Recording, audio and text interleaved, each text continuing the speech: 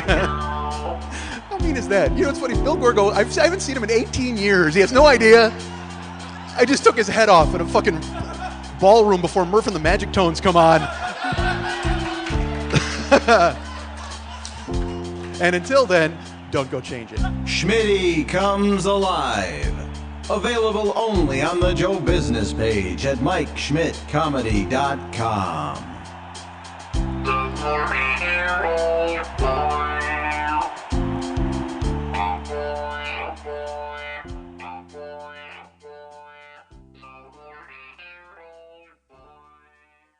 Oh, yeah.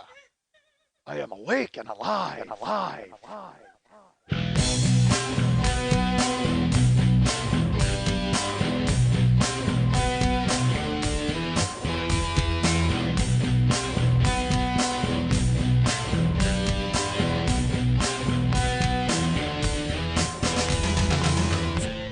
I'm so great, I gotta say it twice and cut it out once. My head's a syrup bottle that's getting tipped over every Wednesday.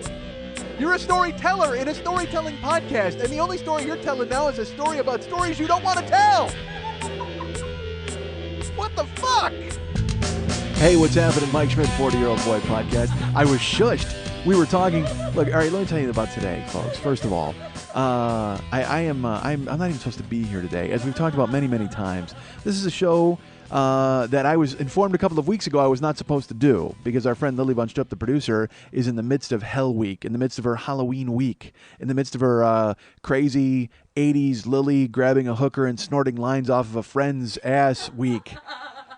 She just got that. Was that a text you got, or was that a? All right, she got a text from somebody that said that I need 80s Lily and a hooker to snort lines off my ass right now, and I've been here for 2 hours fucking around. Otherwise, Lily would have run out and split. If we had somehow completed the show long enough, that's what I'm keeping her from right now, as a matter of fact. There's some hot girl driving a Mustang right now who texted Lily and said, I need you and a hooker to snort lines off my ass. And Lily's like, I'm here with a dipshit in pajamas producing a podcast. Can't do it.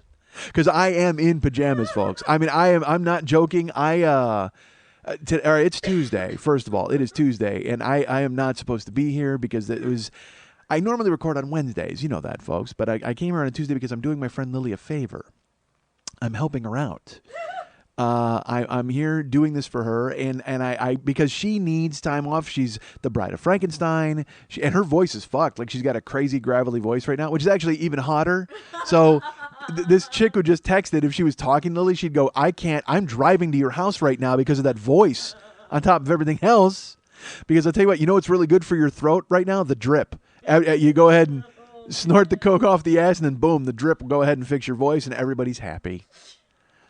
Except me, because I don't get to do a show, and you guys aren't happy, certainly. Wait, do you hear the beeping? There was a beeping outside like a truck. I'm hypersensitive to the beeping now, because even to this day, motherfuckers still talk to me about the smoke alarm. I don't know if it's because, and here's why. Because I forget that people save the show. You know what I mean? And they don't listen to it forever. And there's a guy, our friend Mike in Boston, wrote me, and I look forward to him hearing this next June, because he wrote me and he's like, yeah, I'm so way behind on the show, but I can't wait till you come back to Boston. I want to go. I lost my voice. I don't even talk anymore. How do you keep up with me? Because people will download it and then they save it and then they listen to it later. But I mean, fuck that, listening to it later. That just doesn't make any sense, right? But our friend Lily is here. What are you making a face there? A judgmental face? Oh, sure you are. Don't listen, folks. You shouldn't be listening this week because I shouldn't even fucking be here, as I've mentioned. A couple of weeks ago, Lily said to me she got her calendar out. She figured her schedule out, and she's like, hey, I can't. Did you know that Halloween is a Wednesday?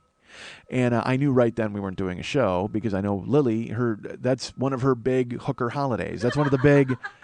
Whenever strippers have a holiday, it's Halloween is one of them. And look, anybody with tits, it's a holiday for them, Halloween, because it's like, hey, I get to be a tramp for a day and not worry about anything. That's great. And please, by the way, recognize this. I'm on board with that. I'm so on board with that. Because Lily told me there was a guy on Facebook that is in her burlesque crew, and he was like, I lost a costume contest to somebody because they showed their snatch. And he was mad. I'm like, why are you mad about that? That's ridiculous. That's why you go to a Halloween party in the hopes of possibly seeing Snatch, right? You know what? I don't care what your costume was. You'd lose to a vagina. You just do. You lose to pussy. You should lose to pussy, and you should be happy to lose to pussy. I don't give a fuck how much clown makeup you had on or what fucking zombie makeup you did or how much your fucking costume ruled or what Death Star you came out of or how Decker you are in your Blade Runner outfit. Fuck you. If you see vagina, be happy to take that loss. That's one ass whipping you got to take. I go to a Halloween party. You know who I'm dressed as when I go to a Halloween party? The guy who hopes to see a vagina. That's who I'm dressed as. What are you pissed off about? Grow the fuck up. There's a vagina in the house. Oh damn it. Every time I walk into a Halloween party, I'm like, is there a vagina in the house? I hope there's a vagina in the house. Jesus Christ. You lost and he was sad. I can't believe I lost. What do you mean you're sad? And then so Lily on his Facebook page, she wrote, wait, you saw a vagina and you're upset? Good for you, Lily. That's the Lily I know, goddammit. Take that guy to school. You're in a burlesque crew. Is he so over vagina that he's upset that it showed up at a party and winked at him? Fuck you, dude. That's like anybody who thinks a vagina should do tricks or the ping pong ball trick. I'm happy with a vagina being a vagina. Let a vagina be a vagina. That's it. Do its job. It's doing its job by being a vagina. I don't need it to do tricks. Jesus Christ. What are you guys looking for, tarting it up? And I know, fuck that. I'm in. Give me a vagina and a magnifying glass and you won't hear from me for a week. What are you complaining about? I will be locked in my cabin in steerage and I will draw that vagina like one of my French girls. Please. Which, by the way, changes Titanic completely. If he just sketches Winslet's vagina, because then Billy Zane comes in, he finds that, and he's like, ah ha ha, and you're like, how can you tell, Billy? It's 1920. They all look like a fucking, they look like Roosevelt Franklin Elementary School. Every vagina from the 20s looks like the Muppet Roosevelt Franklin. So that's that. All right. Was he a Muppet? He's on Sesame Street. I never know. Is that a gang war? They're all Muppets, right? Sesame Street and Muppets are the same. Or is it just like, because I never know if it's like American League and National League. Like one league is the Muppets and one league is Sesame Street and never they cross. But then there's like a superpower summit sometimes where Kermit the Frog shows up on Sesame Street. They're all Muppets, right? Snuffleupagus is just a fat Muppet with like 9 guys in him. Right? He is. Because Big Bird's got the Carol Spinney in him. We all know Carol Spinney's name. Snuffleupagus. How would you like to be the 9 dudes in Snuffleupagus? It's like, because everybody knows Carol Spinney is Big Bird. Snuffleupagus is 9 dudes. And you just got to go in and you're like, who are you? I'm Snuffleupagus' ass. I mean, it's like, there's no glory in being Snuffleupagus' ass. There's probably none even in being in the front, honestly. Right, Bird? All right, so. Right, Carol? If I was Snuffleupagus' voice, I would talk to Carol Spinney. I would call Big Bird Carol all the time. Just ruining it. They fire me. Eventually they would fire me, and I would just slowly walk off the set. Like Snuffleupagus with that shuffle with the feet in the air. God damn it. By the way, if you take anything from the show, please take the fact that all of the vaginas from the 70s look like Roosevelt Franklin. Honestly, Roosevelt Franklin Elementary School. You remember the song? The Roosevelt Franklin Elementary School. Never mind, you don't care. All right, getting back to what? What were we talking about before we get into vaginas? I don't either. I have no idea. This happened last week. Was there some shit I was supposed to tell you last week that got completely glossed over and lost in the end? I don't remember. I'm not supposed to be here, folks. Again, I'm not supposed to be here. There's a whole, trust me, we've got a show locked and loaded. I shouldn't even be in the building. But I talked to Lily a couple of weeks ago, and she's like, dude, Halloween, I got a thing. I got to wear a wig. And I said, all right, that's fine. I said, we'll do a clip show that week. But I will have to come in and frame it, of course, because God forbid I let a clip stand on its own. Nope. I got to show up and I got to do this. You know what? Because my show's a vagina. I should just let my show be a show. Let my show be a vagina. But I got to tart it up. I come in and do the ping pong ball trick at the beginning, and then I got to close it out at the fucking end. I should just let my vagina be a vagina, goddammit. No, I got to come in and fucking throw accoutrement. All right. But that's why I'm here today, folks. And folks, if I hadn't come in to tart up this vagina, you would have missed the Roosevelt Franklin piece. And we can't have that happen. All right. So there was something I was telling you. Oh, so Lily, so she's got to do a thing, right? And she's like, we're going to take the time off. And I'm a little wary about that, folks. I'll be honest with you. I'm not sure how that's going to work out because if you remember the last time we did this for our friend Lily, who needed time to herself, she was going off to Vegas. and the show didn't go up until like Friday. I mean, it was just. I was in Toronto frantically searching for her, like, Hooker CSI. Like, I was trying to find her. It was like Law and Order LILI. That's what it was. Instead of CSI or SVU, it was Law and Order LILI because I was trying to find her and calling her. I actually had to call the front desk at the hotel because I thought, like, and that's so stupid because I know Lily. She doesn't live to excess. I mean, she's not into drugs or drinking or anything like that. So what the fuck could have possibly happened to her? She got fucked to death. Maybe that's the only... Literally, that's her vice. I mean, that Mexican Coke. Maybe she drank so many Mexican Cokes and got fucked to death in her room. So please, front desk, go check on her. She's not exactly Heath Ledger. I know that's not a problem in that area. But the show didn't go up, so that freaked me out. So then I tried to find her and dig her up. So now she's like, a couple of months later, she's like, hey, I need Wednesday off again. And so now I'm, if you remember the last time this happened, folks, again... She wound up groggy on Mexican cock or Mexican Coke and cock. Well, Eddie, yeah. You know what? Yeah, actually Mexican Coke and cock. That's what you, you had a real weekend and I lost you for a day or two. So I was hesitant to do this because when you remember the last time that this happened, I'm in a last time loop. I'm the Stones. It's ridiculous.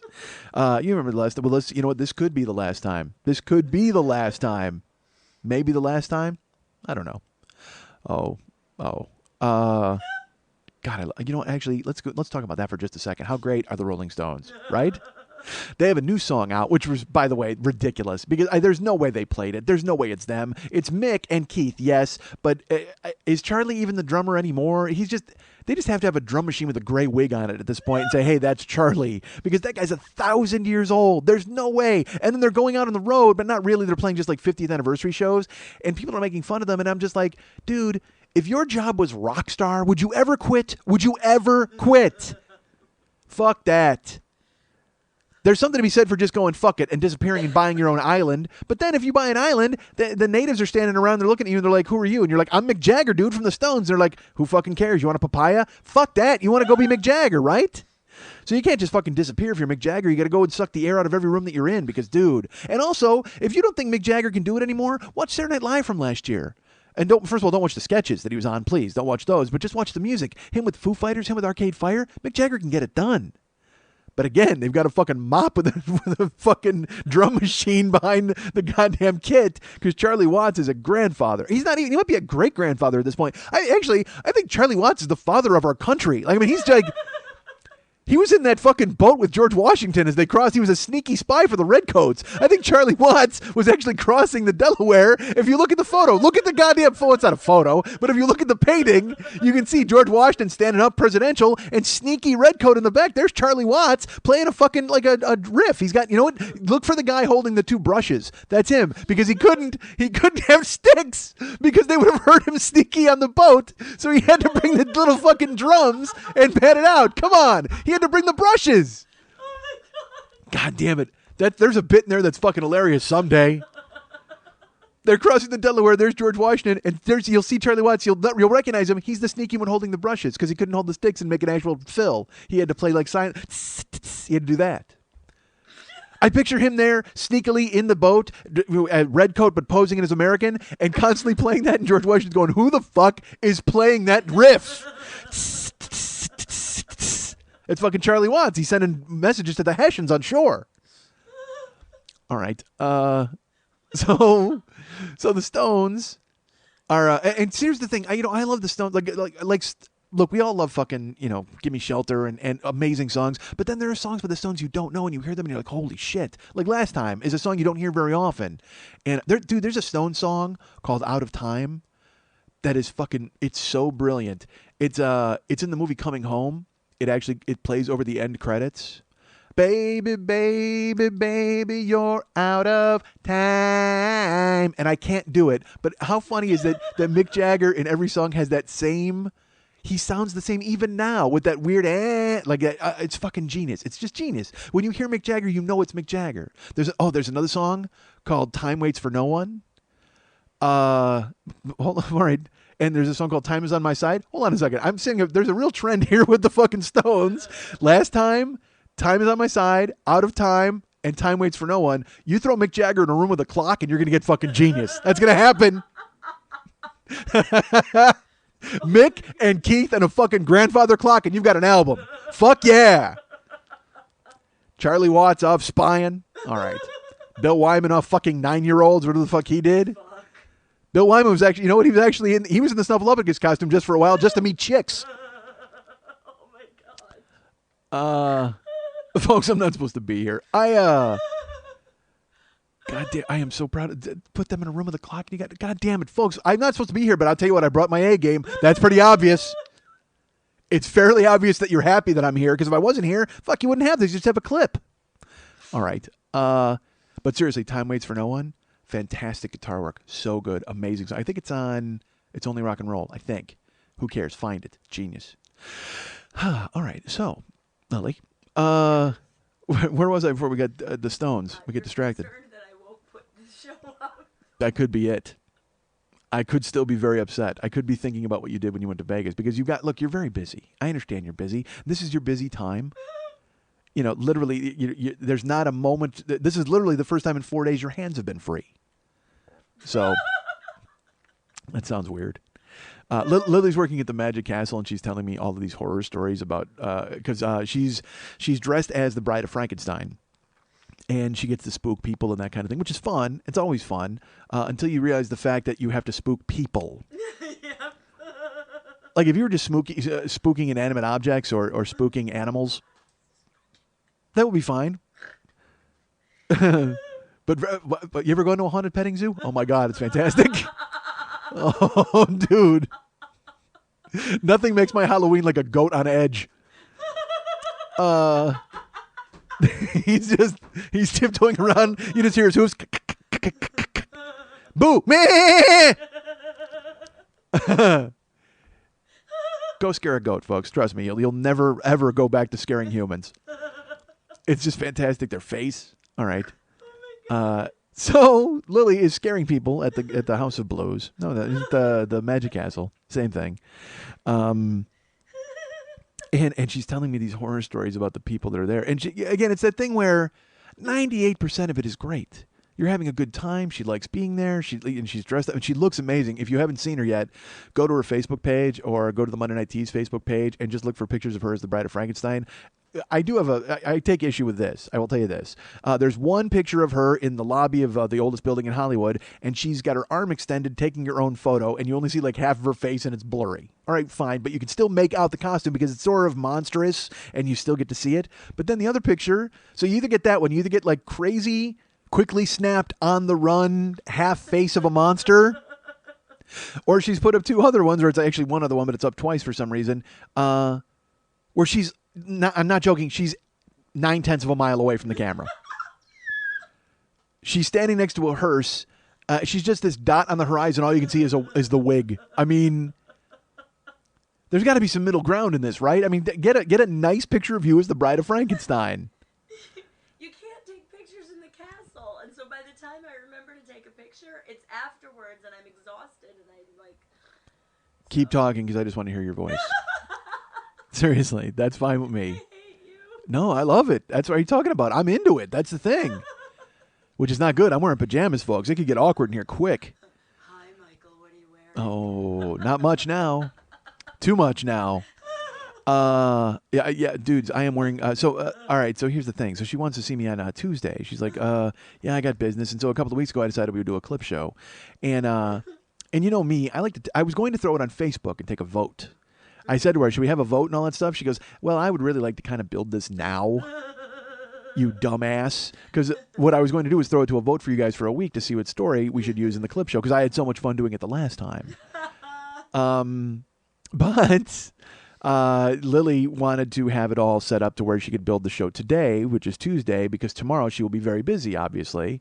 So, and also it helps to get Mex on board with the artwork and, you know, all this different stuff. So, and by the way, I will just tell you this, when you see Mex's artwork this week, you don't even need to listen to the show. Like, honestly, it is so good. I saw it. He sent it to me, and And I don't know why it didn't come in a frame. Like I fucking loved it. When he and I were talking about what it could be, because we've done clip shows in the past and we had different, and some of his best work has been for the clip shows. The one with me throwing the baseball cards into the hat is fucking fantastic. God damn, it's one of my favorite pieces he ever did.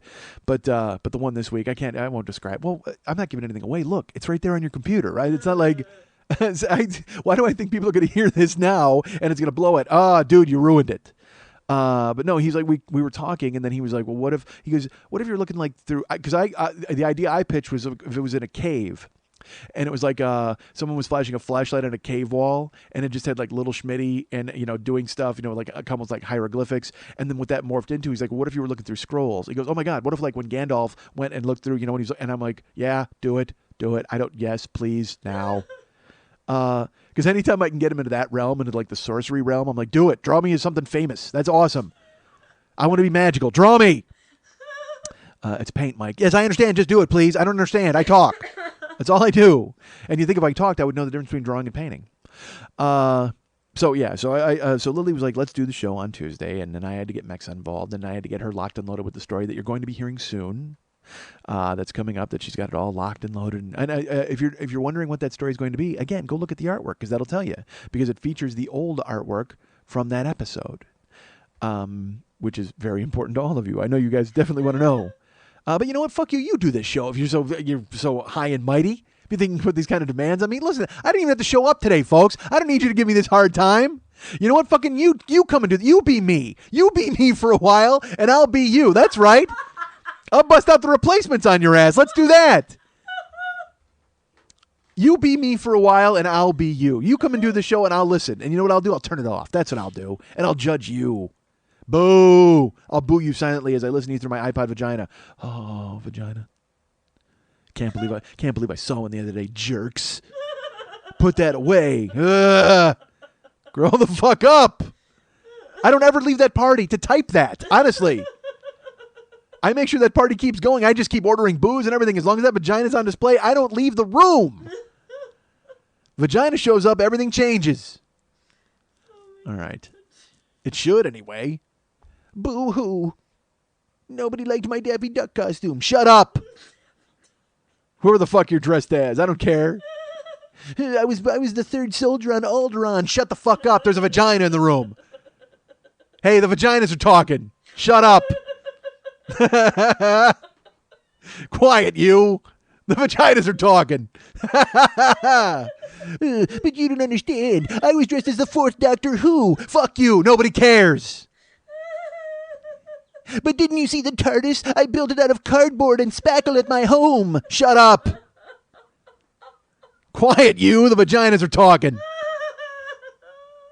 Exterminate that vagina. Exterminate. Exterminate. That vagina's my personal Dalek. Who cares, nerd? Shut up. The vaginas are talking. All right. I gotta find a party to go to now. God damn it. I'm excited. Halloween sounds awesome when I talk about it. Bunch of nerds getting shushed. I'm gonna dress as Ogre from Revenge of the Nerds. Nerds! Oh my god. What happened? Oh my god, that would be so awesome. If I was Ogre? Just showed up and just screamed nerds at people. My favorite part in that movie's genius, all right? But my favorite part about that, everybody's like, God, because again, we've got Bush, which is a part, and what the fuck's a frush? Everybody loves the Revenge of the Nerds. But my favorite part is when they're just arriving on campus and for no reason, Ogre screams at them. It sets the tone so perfectly for everything that's about to happen. Every terrible thing that's going to, and the rally and the comeback, and Goodman's amazing in it. Everybody's great in that movie. But the best part is the opening when they just show up and they're with their families. And they're just like, all right, nerds! God damn it. Quiet, you. The vaginas are talking. All right. So I'm here doing a show. And I shouldn't be. Again, we should have just, because we had a clip. I should have just let the clip speak for itself. And part of doing the clip show too was also I said, well, you know what? I'm going to do a shorter show because we need to get people on board. And there are people who won't listen. They won't even download a 3-hour show. They'll just like, that seems like it's going to be a bit much for me. Even though it's 3 hours of fucking genius and hilarity. And that seems high. It might be an hour of genius couched within a 3-hour cocoon. But that's fine. You can deal with the other 2 hours of rigmarole to get to the kernel of genius, right? By the way, you know who else was on that boat with Washington? Colonel Genius. How the fuck does he not see Watts? He's right next to him. Look at the painting. There's Washington standing up. There's Colonel Genius. And sitting right next to him, Charlie Watts with the brushes. Colonel Genius could have saw it. He knew who was doing the riff. Even Washington's like, dude, who's doing that riff? Genius says nothing. Colonel Genius says not a word. He's looking at Charlie Watts play the riff on the... Why? How did he even get a cymbal on the boat?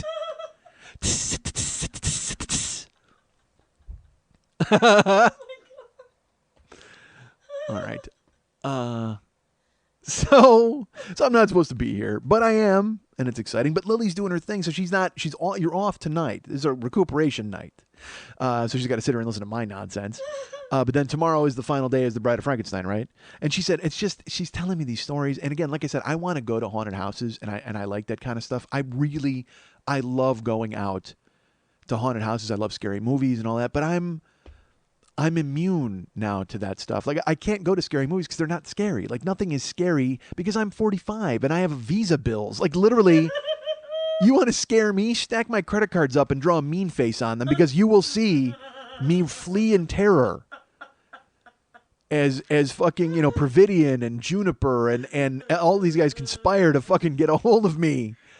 And, that's real life scary. And I would love to go see something. Like, I haven't seen Sinister yet. Like, I'm trying to figure out, because I'm off tomorrow night now. So I don't know. Or, well, I'm off Wednesday night, which is, today's Thursday. I was off yesterday. Fuck. Jesus Christ. I'm in a weird time warp.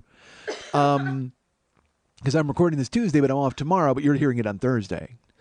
All right. I'm going to come clean. It's January 11th. Now. We just recorded this show because she knew. She's like, I'm going to be in 10 months. I'm going to need the week off. And I said, well, then, as long as you're talking about it now, here we are in year 4. Let's get this knocked out. Let's knock out the year 5 Halloween show right now. So you can definitely have the week off. Where was I? I was in a time warp. All right. So yeah. I would love to go to Halloween parties, and but I can't. I think I may have even talked about it on here. I can't go to Universal Studios, like, and not Scary Farm and Universal Studios. Those are awesome. Like, I think that in theory, the idea behind them is great. However, there is a flaw in all of these events in that they sell tickets to the general public. And let me tell you, if you thought Colonel Genius was a jerk, general public is the fucking worst. He was actually captaining in the other boat that didn't make the painting. That's how much people hate general public. They wouldn't even paint his boat in the picture. That's why it looks like Washington just stormed the Delaware himself and then beat all the redcoats. But no, he had help. I mean, general public was there, but he's such a cunt. Nobody wanted to even paint him. Like, fuck that.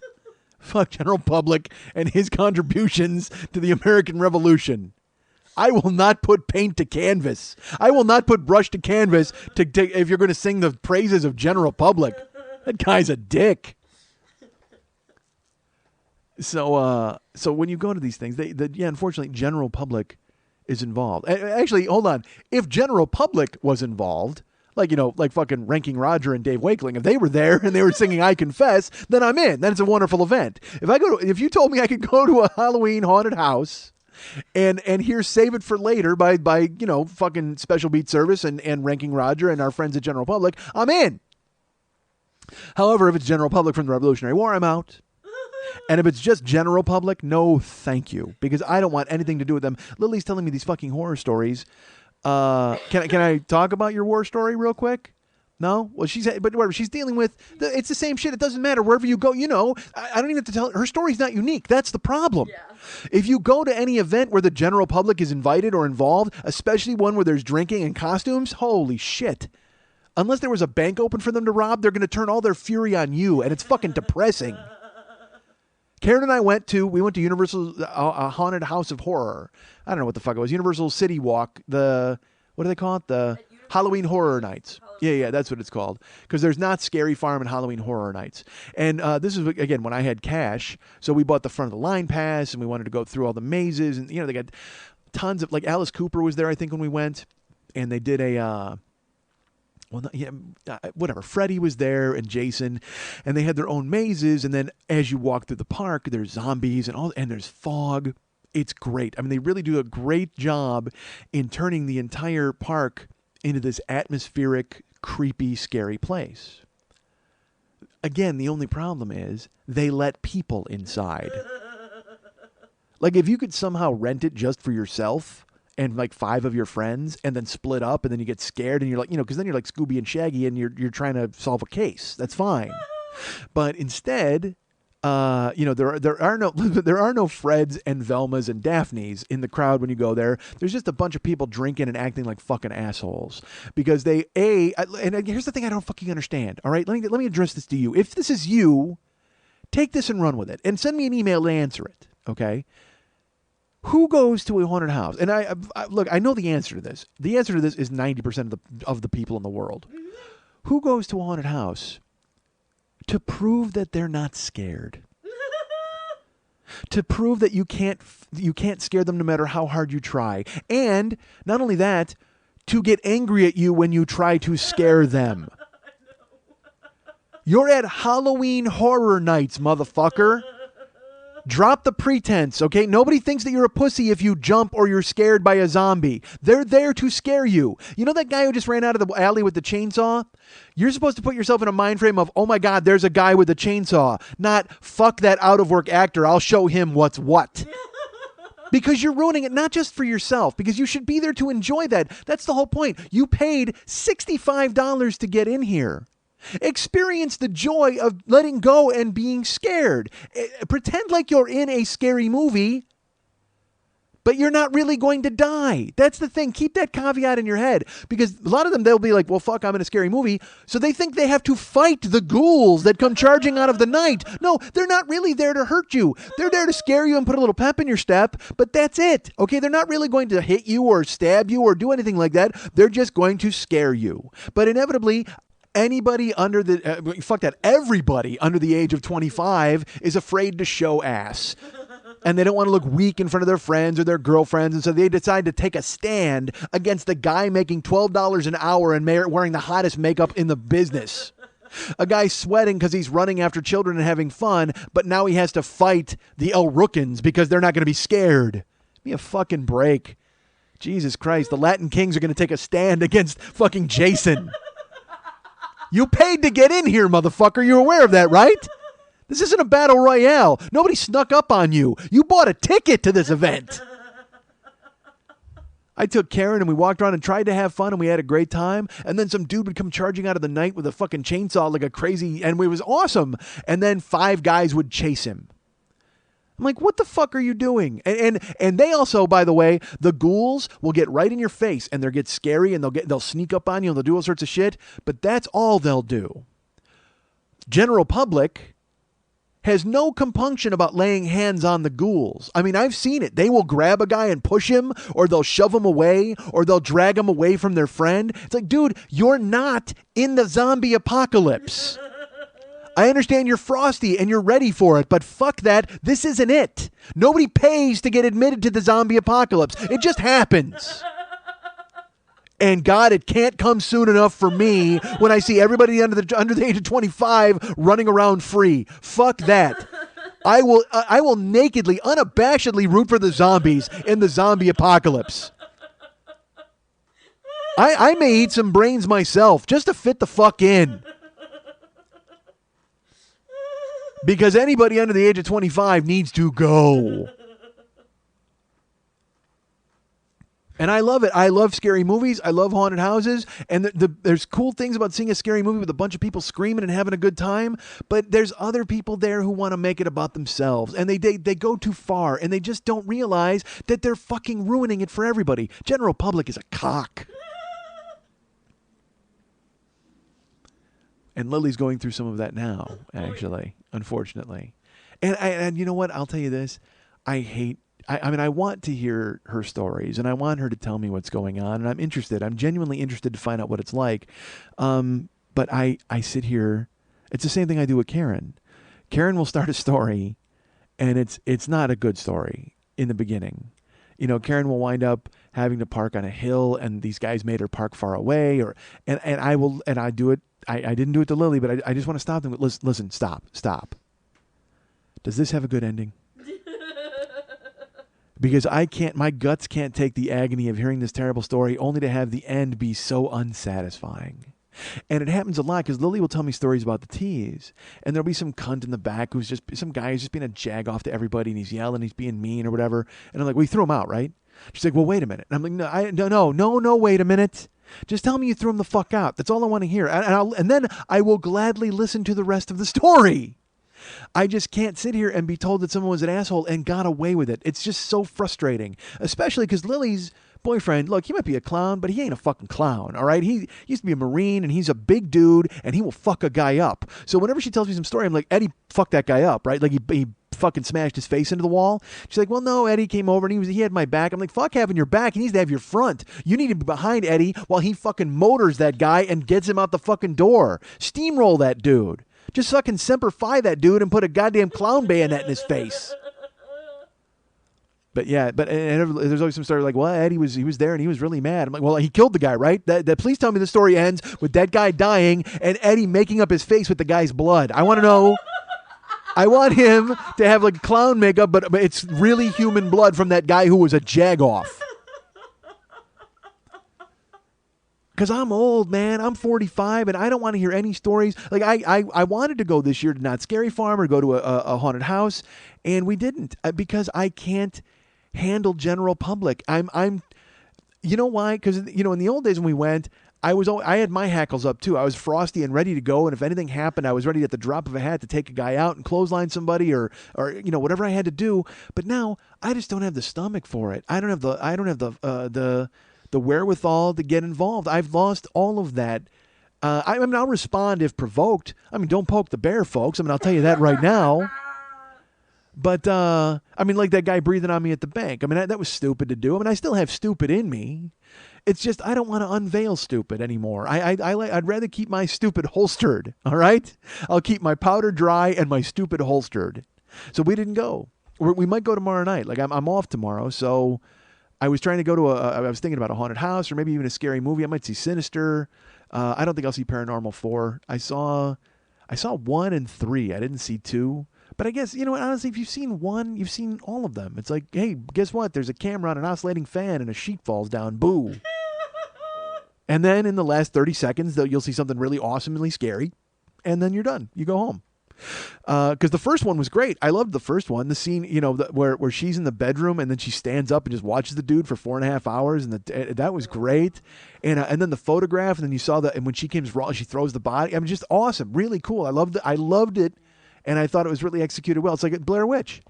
I watched Blair Witch. I told you, there was half the room when I left was fucking hyperventilating. Like some people couldn't stand up. They were so scared. And the other half was going, this is bullshit. I hated it. It was great. It was the best reaction I've ever seen in a movie theater. If you're the producer of the movie and you're in there for that, you're like, this is exactly what I wanted. Exactly. Half the people are so scared they can't move, and the other half hate me. Perfect. And then that guy made like nothing after that. I think that because remember, look, go back, Google Blair Witch, and read about Artisan and read about the guys who made Blair Witch and how they were changing movie history. And then the guy who made Saw came along and he changed movie history. And then all these guys wind up, they all get sucked into the machine, and you're just like, yeah, they're, you know, granted, and you know, James from Saw, James, what's his name? It's a Asian name, Jimmy Asian name, you know him. He made Saw, and now he made Sinister, and he made something else too. I guess it was, but they're all the same. I mean, you can see the bits and pieces of these movies all, they cannibalize one another, which is funny because it's a monster genre. I guess they should cannibalize one another, but you see a scare, you're like, oh yeah, that's from this or that's from that. To see something truly unique, like when Paranormal 1 came out or Blair Witch, it's rough. And when the first Saw, dude, when I saw the first Saw trailer, I happened to be working at this sports site. It was Karen had left, so I was fucking alone, and I was killing time at a baseball card site. Did I ever tell that story on here about working for them? I can't go into it now. This is supposed to be a short show, but And there's no real story. I was just depressed. No, it's not too late. What are you talking about? We're at 36. 36 is short for this show. No, we're at 38, and we have another hour and 20 of a story. Oh, well, good. Well, people are happy. Yay, happy Halloween, folks. I was tricking you with this open, but then I'm treating you with an actual story later. Ha-ha. But I can't believe that he's there and there was a vagina in the middle of the podcast. Shut the fuck up, Donnie. The vaginas are talking, dude. 8-year-olds, dude. You're about to enter a world of pain. All right. So there you go. So I don't go. I might go to a Halloween joint. I don't think I will though. I can't. I just don't. It doesn't. We went to one. Karen and I this past weekend. I was talking to a dude at Graveyardville, and he's like, "Hey man," because apparently he's a hippie. I don't know why he's that dude. He had a tie-dye shirt. He walked in the office. So, well, first he said, "Hey, is that Freedom Rock, man?" I said, "Yeah, man." He said, "Well, turn it up, man."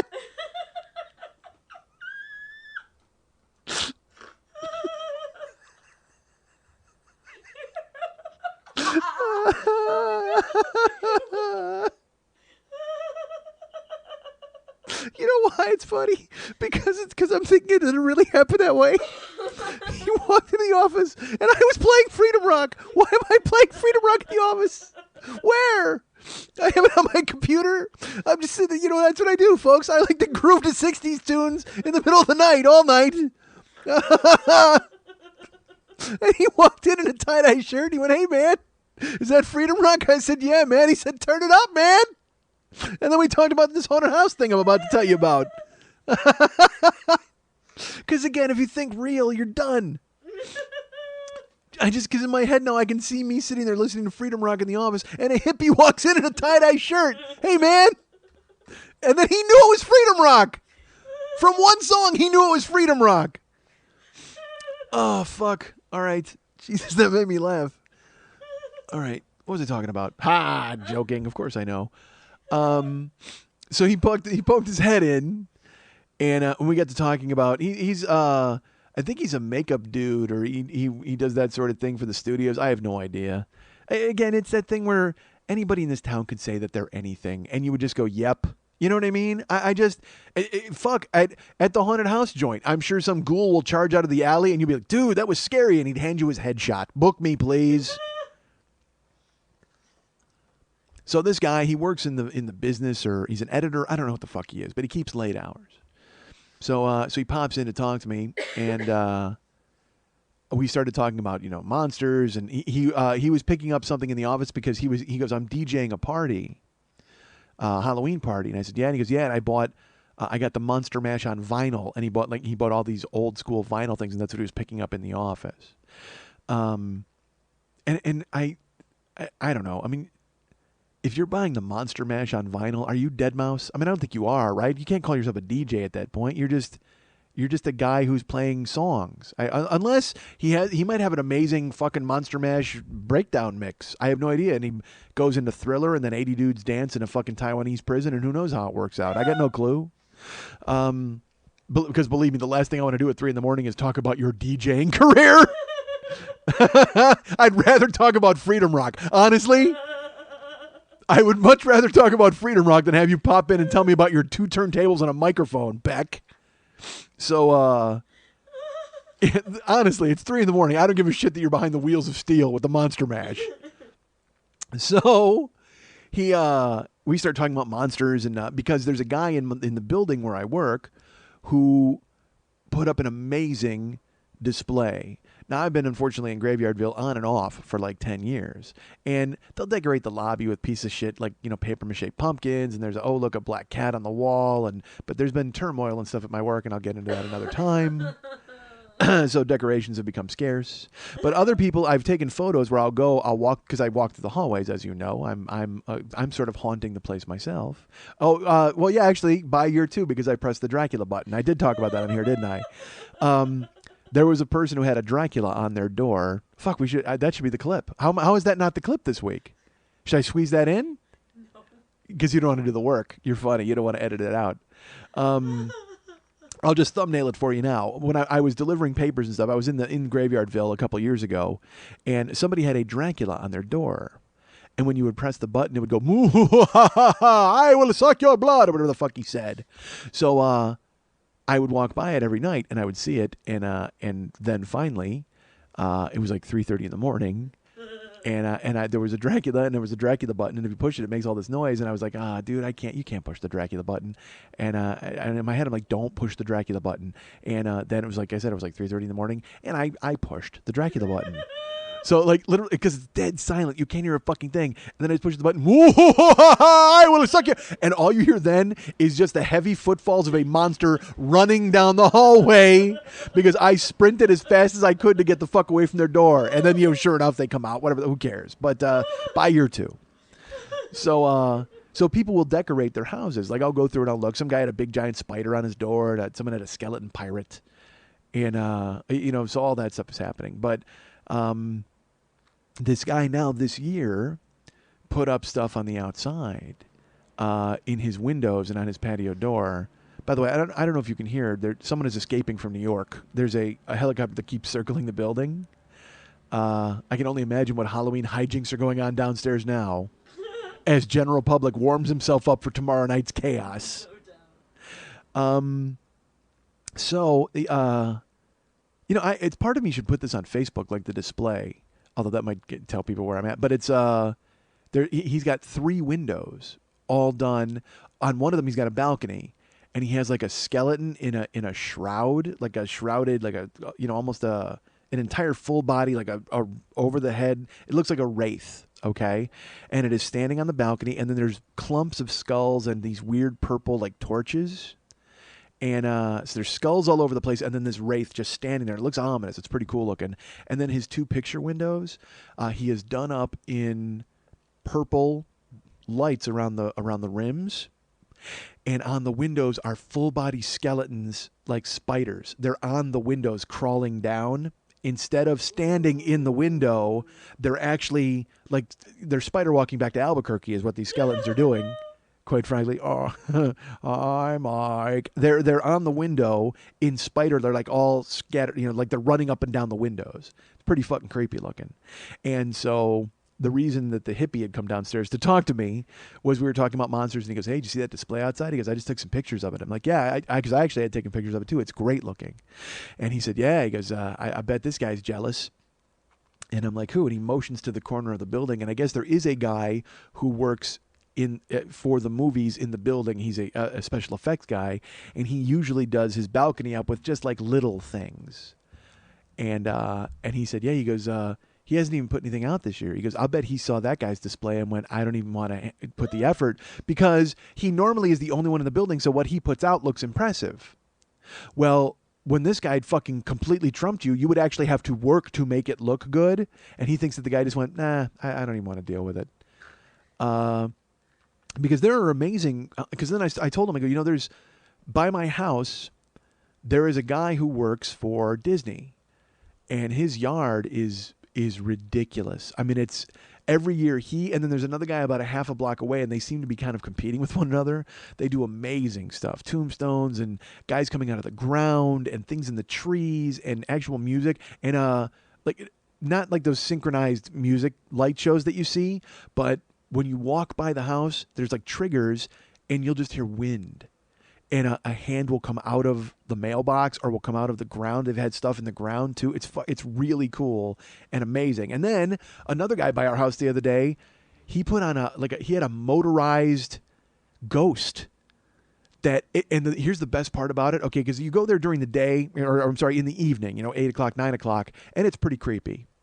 But I will be there at like 3 a.m, and they leave it on. So you don't hear, they turn the music off, the hoo, hoo, hoo, hoo, hoo, and all that bullshit, but all you can hear when you go by their house is you hear the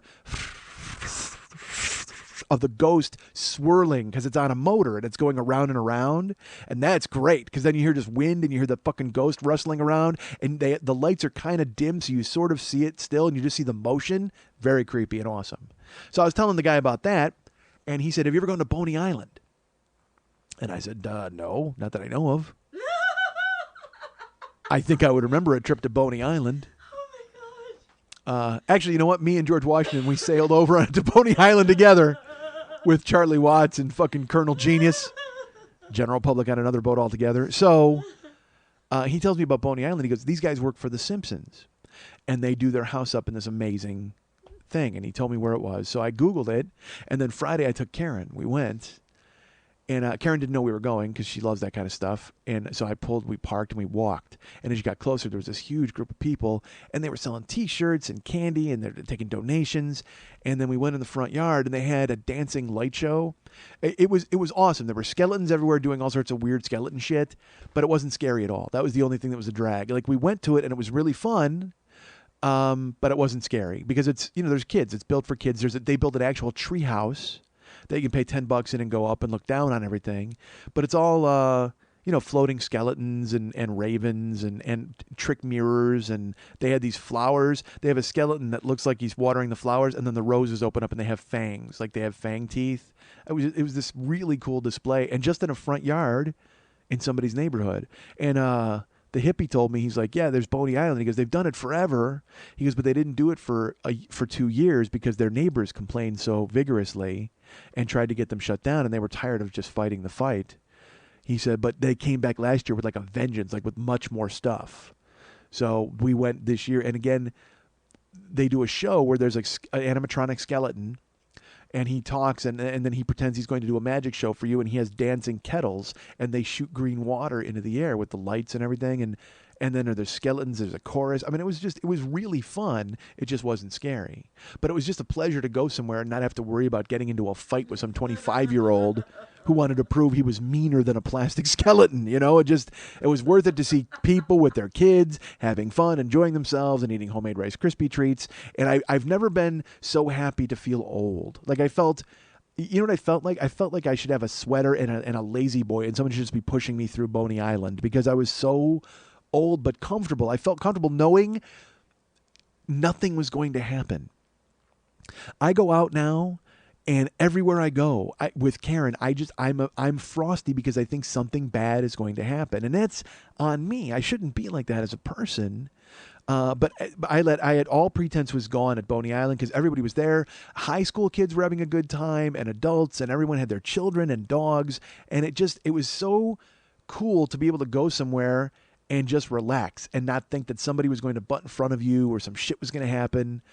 I pet a dog. Like, these people had a dog and I was petting him. You know what I mean? Like, because he was a nice dog. I'm 45. That might be the first time in 25 years I've said, nice dog. And actually just kind of pet him. They were holding him, and he was really friendly and nice, and he had like a little skeleton suit on. Dogs with clothes are awesome. So we had a good time there. But I can't, like, I won't even let Karen take the garbage out. She'll just say, I'm going to take the garbage out. Like, you can't. I'll take it. Because I don't want her going outside of the fence of our building. We had a rape on my cross street. I live on, there's one major street, and then I'm on a cross street. And the cross street, there was a fucking rape a week ago. At 7, and I told her at 7 a.m. That's what I told her. I go, because she goes out to work, and I walk her to the gate. It's terrible. It's like I'm a parent instead of a husband, because I don't want to even let her have any time alone. Because I'll tell you what, fuck ghouls and fuck goblins and fuck chainsaws and fuck monsters and ghosts. General Public is the scariest monster you're gonna fucking see all year round. Did you know the 40-year-old boy dressed up like a fairy princess for Halloween? You're listening to The 40-Year-Old Boy, and coming up, The Left Coast with Albert and Larry, riding the highways and byways of the American West. It was my first time in Vegas. Yes. It was so pretty, the lights and everything. Yeah. Larry tried to teach me craps, but I just like playing slots. I couldn't get it. Albert, it's so simple. But it wasn't, I didn't get it. You didn't even try. But it says push and pull and red. I will bash you with a globe! I don't.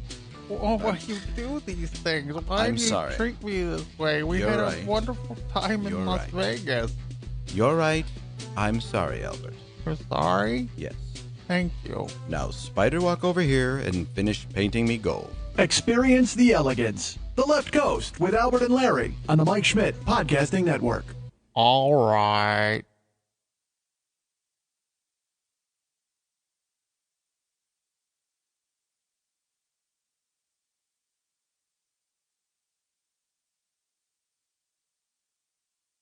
So we get. I've done a few clip shows because even my throat needs to be put on the shelf every once in a while, or real life interferes, and Lily's got business.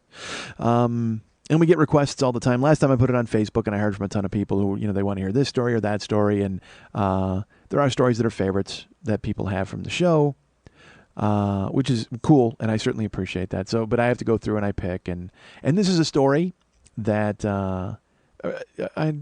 you know what? It might not be a Halloween story, really, but there's some scary stuff in it. It might be kind of scary. Who knows? That's for you to decide, because you're about to hear it. This was from the episode. What year was this? Did we do this episode? Year 3? Year 3, I don't remember the episode number, but look it up. You know what? Buy year 3 and you'll find it.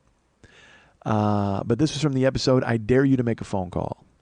And it's a story we hear from a lot of people request this story all the time. Even last time on Facebook, people were writing that. They call it a different stuff, which I don't want to say because it might give it away. People always say, do that one where this happened. And like I said, if you have not heard the story, I won't give away what they keep mentioning, but you're about to hear it. And so this is a story that we did in episode, it was year 3, episode, and this is from the episode, I Dare You to Make a Phone Call. It's funny. You know who you know who I am? Fuck it. I'm Mel Gibson. I'm Mel Gibson. I just don't bring the wetbacks into it. That's it. Seriously. I listen to those tapes, and he's screaming at that woman, and I'm like, woman, I'm not that mad, because nobody on earth is that mad. And look, let me just say this really quick about Mel Gibson, okay? I will say this about Mel Gibson right off the top. I thought I liked blowjobs. No one on earth likes blowjobs more than Mel Gibson. He's threatening to come to the house and burn it down, but you will blow me first. Because I deserve it. Awesome. There is nobody as rage-filled as Mel Gibson. Nobody is that angry. Nobody is that pissed off. I listen to all of it. I make Karen listen, and we sit there and we laugh because now it's a running joke with us. Like, we'll be in the car and Karen will just go, "Well, I just want to go to the jacuzzi." You don't want to go to the fucking jacuzzi. You leave my daughter. You leave my daughter. I will fucking fire her, and I will talk to the guy who takes the money from the wetbacks. What the fuck? He's so mad he's hyperventilating on the goddamn phone about nothing. And it's like, do I sound like that when I yell at my wife about the iPhone and about the goddamn radio station? Because, again, they're just stupid, tiny, small things. He's mad about nothing. He's mad. And the latest one I heard, he's mad because she fell asleep before blowing him. And so he's incredibly fucking furious. And he's screaming at her. My favorite part is he's yelling about his therapist. He's yelling about his therapist. Dude, if you're a therapist and Mel Gibson walks in, is that just like a walking dollar sign that walks into your office? Because that's a puzzle you're never going to solve, and it's just this unending stream of cash that's going to be brought to you. Jesus Christ. Mel Gibson's got to be like a walking Rubik's Cube for a therapist when he fucking comes in the office, and there is just like, oh, I can't solve this, but I'm going to have a lot of fun trying. I don't get it, man. I went to therapy. I went once a week, and I actually enjoyed it when I talked to the chick, but, Howard Stern goes to therapy 3 times a week. Aren't you fixed by now? Shouldn't you be fucking fixed by now? Mel Gibson and Howard Stern going to these high-powered guys 3 times a fucking week? Dude, fucking Elizabeth Smart didn't need this much therapy, for God's sakes. Seriously, J.C. Dugard was kidnapped, lived in a backyard tarp-covered shed, had a baby with her kidnapper. She's done with therapy now. Even she looks at you guys and goes, you know what, I'm fine. I don't think I need to talk to anybody. I'm going to go ahead and straighten this out. I don't have to worry about it. But yet Howard Stern has to go 3 times a fucking week. Jesus Christ. What are you solving? What are you figuring out? Do you hate yourself that much that you need to go talk through it with a therapist about why people like you? Seriously, you're beloved. I mean, Howard Stern he's universally hated and beloved, but is that what he's trying to get to? Is he trying to get to the crux of the yin and yang of his life? I mean, dude, 3 times in therapy a week is crazy. That's just... I heard Barbara Streisand goes 5. Barbara Streisand goes... 5 times a week. She goes 5 times a week to therapy. Yeah.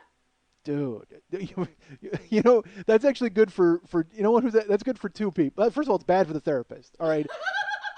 Because, at that point, you got to think, what are you paying for at that point? You're paying to talk to a friend. Yeah, you're just paying somebody to talk to you and listen to you. So, that's bad for the therapist. Well, it's good. That's actually a win-win-win. The therapist gets paid, someone listens to Barbara Streisand, and James Brolin gets a moment of peace 5 times a fucking week. James Brolin doesn't have to go, yes, you're pretty. No, your nose isn't so big. Yes, your voice is beautiful. Okay, I'll watch Funny Girl again. Brolin gets the week off. Brolin's probably the guy who told her. But, Brolin, he might be Mel Gibsoning her just to get her into fucking therapy. No, Babs, I don't want to go to the fucking jacuzzi. Yes, I will watch What's New, Pussycat, but you will blow me first because I deserve it.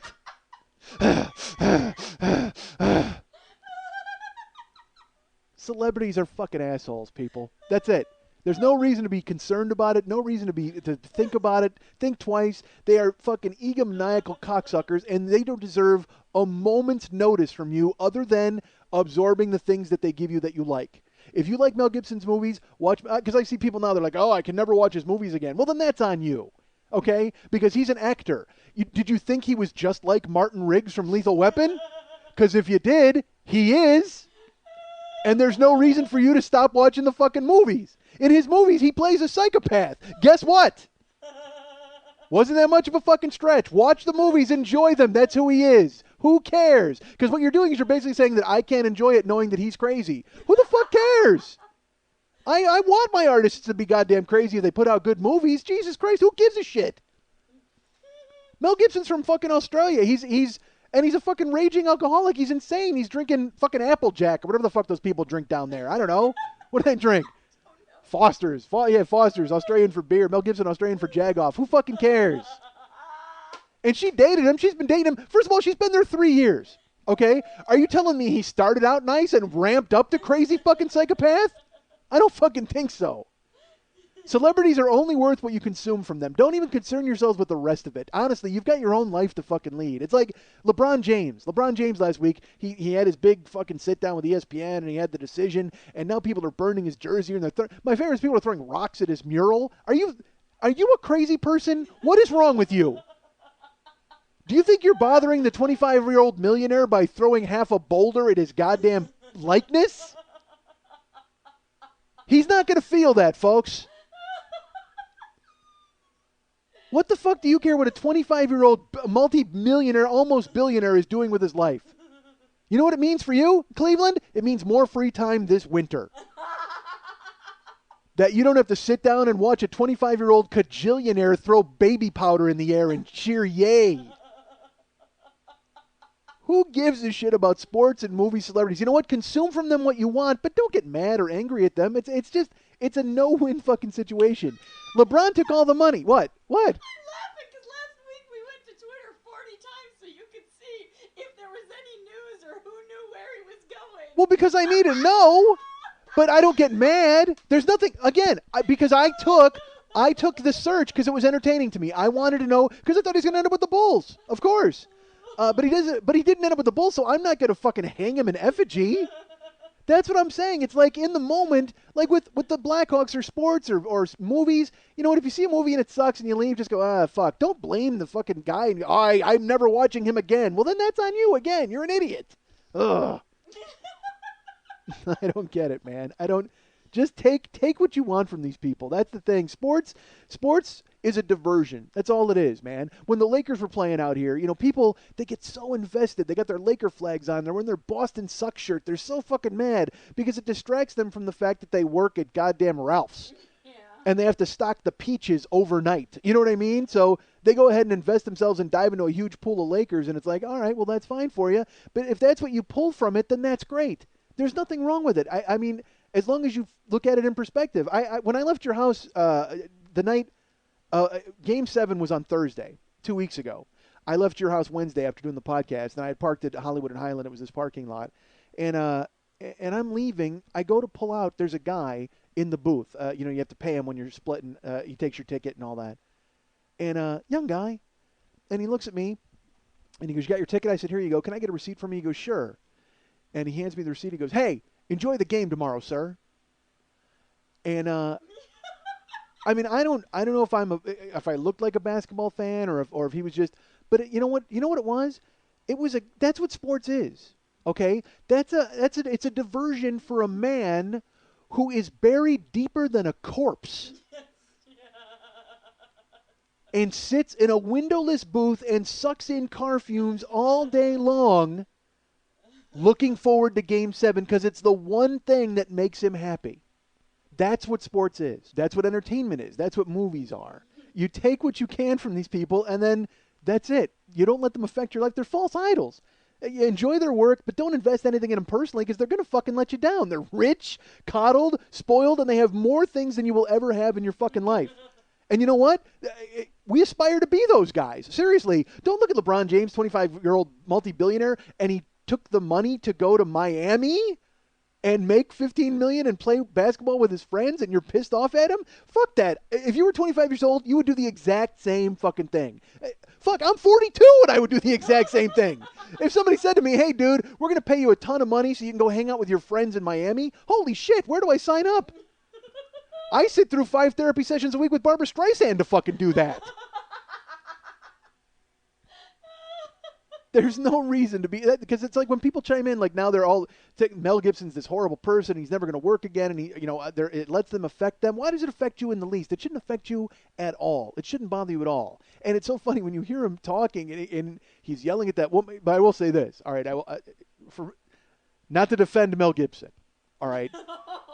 Mel Gibson is fucking crazy. He's fucking monkey in an organ, side of the street for peanuts, flipping coins at him, batshit, handlebar mustache, striped shirt, crazy. Okay? But when you listen to these tapes, you need to remember who released the tapes. Yeah. That would be the Russian girlfriend who took him from his wife. Again, nothing wrong with that. That's not her fault. She's a homewrecker. I don't give a shit. Whatever. That's fine. She gave him a baby. She put up with this shit for 3 years. 3 years. Again, like I said, he didn't just ramp up into fucking crazy. It's not like he was Jimmy Stewart for the first fucking 2.5 years and then all of a sudden went bananas because she wouldn't blow him. All right? You got to figure she's been putting up with this for a while. So more power to her. If she wanted to put up with it, that's great. And then when she finally got sick of it, what did she do? Well, she decided to surreptitiously tape him so she could use it in the court case eventually so she could take his daughter and keep him away. And again, he reaps what he sows. All right? I'm not saying he should get visitation. I'm not even sure he should be able to see anyone at this point, let alone the girlfriend, the daughter, the ex-wife. I don't think we should let Mel near a fucking mirror. That's how crazy he is. That's how little interaction he should have with a human, or at least the image of a human. He shouldn't even be able to look into a reflective surface. A fucking car bumper, a spoon, nothing. Keep it away from Mel because he's fucking insane. However, we know that this woman released these tapes, and we know that she knew that she was taping. He didn't, obviously, unless he's crazier than we think, and he knew she was recording that behavior. She knew she was recording, so that's why in these tapes, he's a fucking maniac, and she could not be more calm. But Mel, I don't know what you are saying. You control me like a marionette. Really? Do you think all 3 years she was that calm every time Mel fucking lost his shit with her? No, she made these tapes so she knew, oh, I'm taping. I better go ahead and put on, Russian mail order bride voice. That's exactly what she did.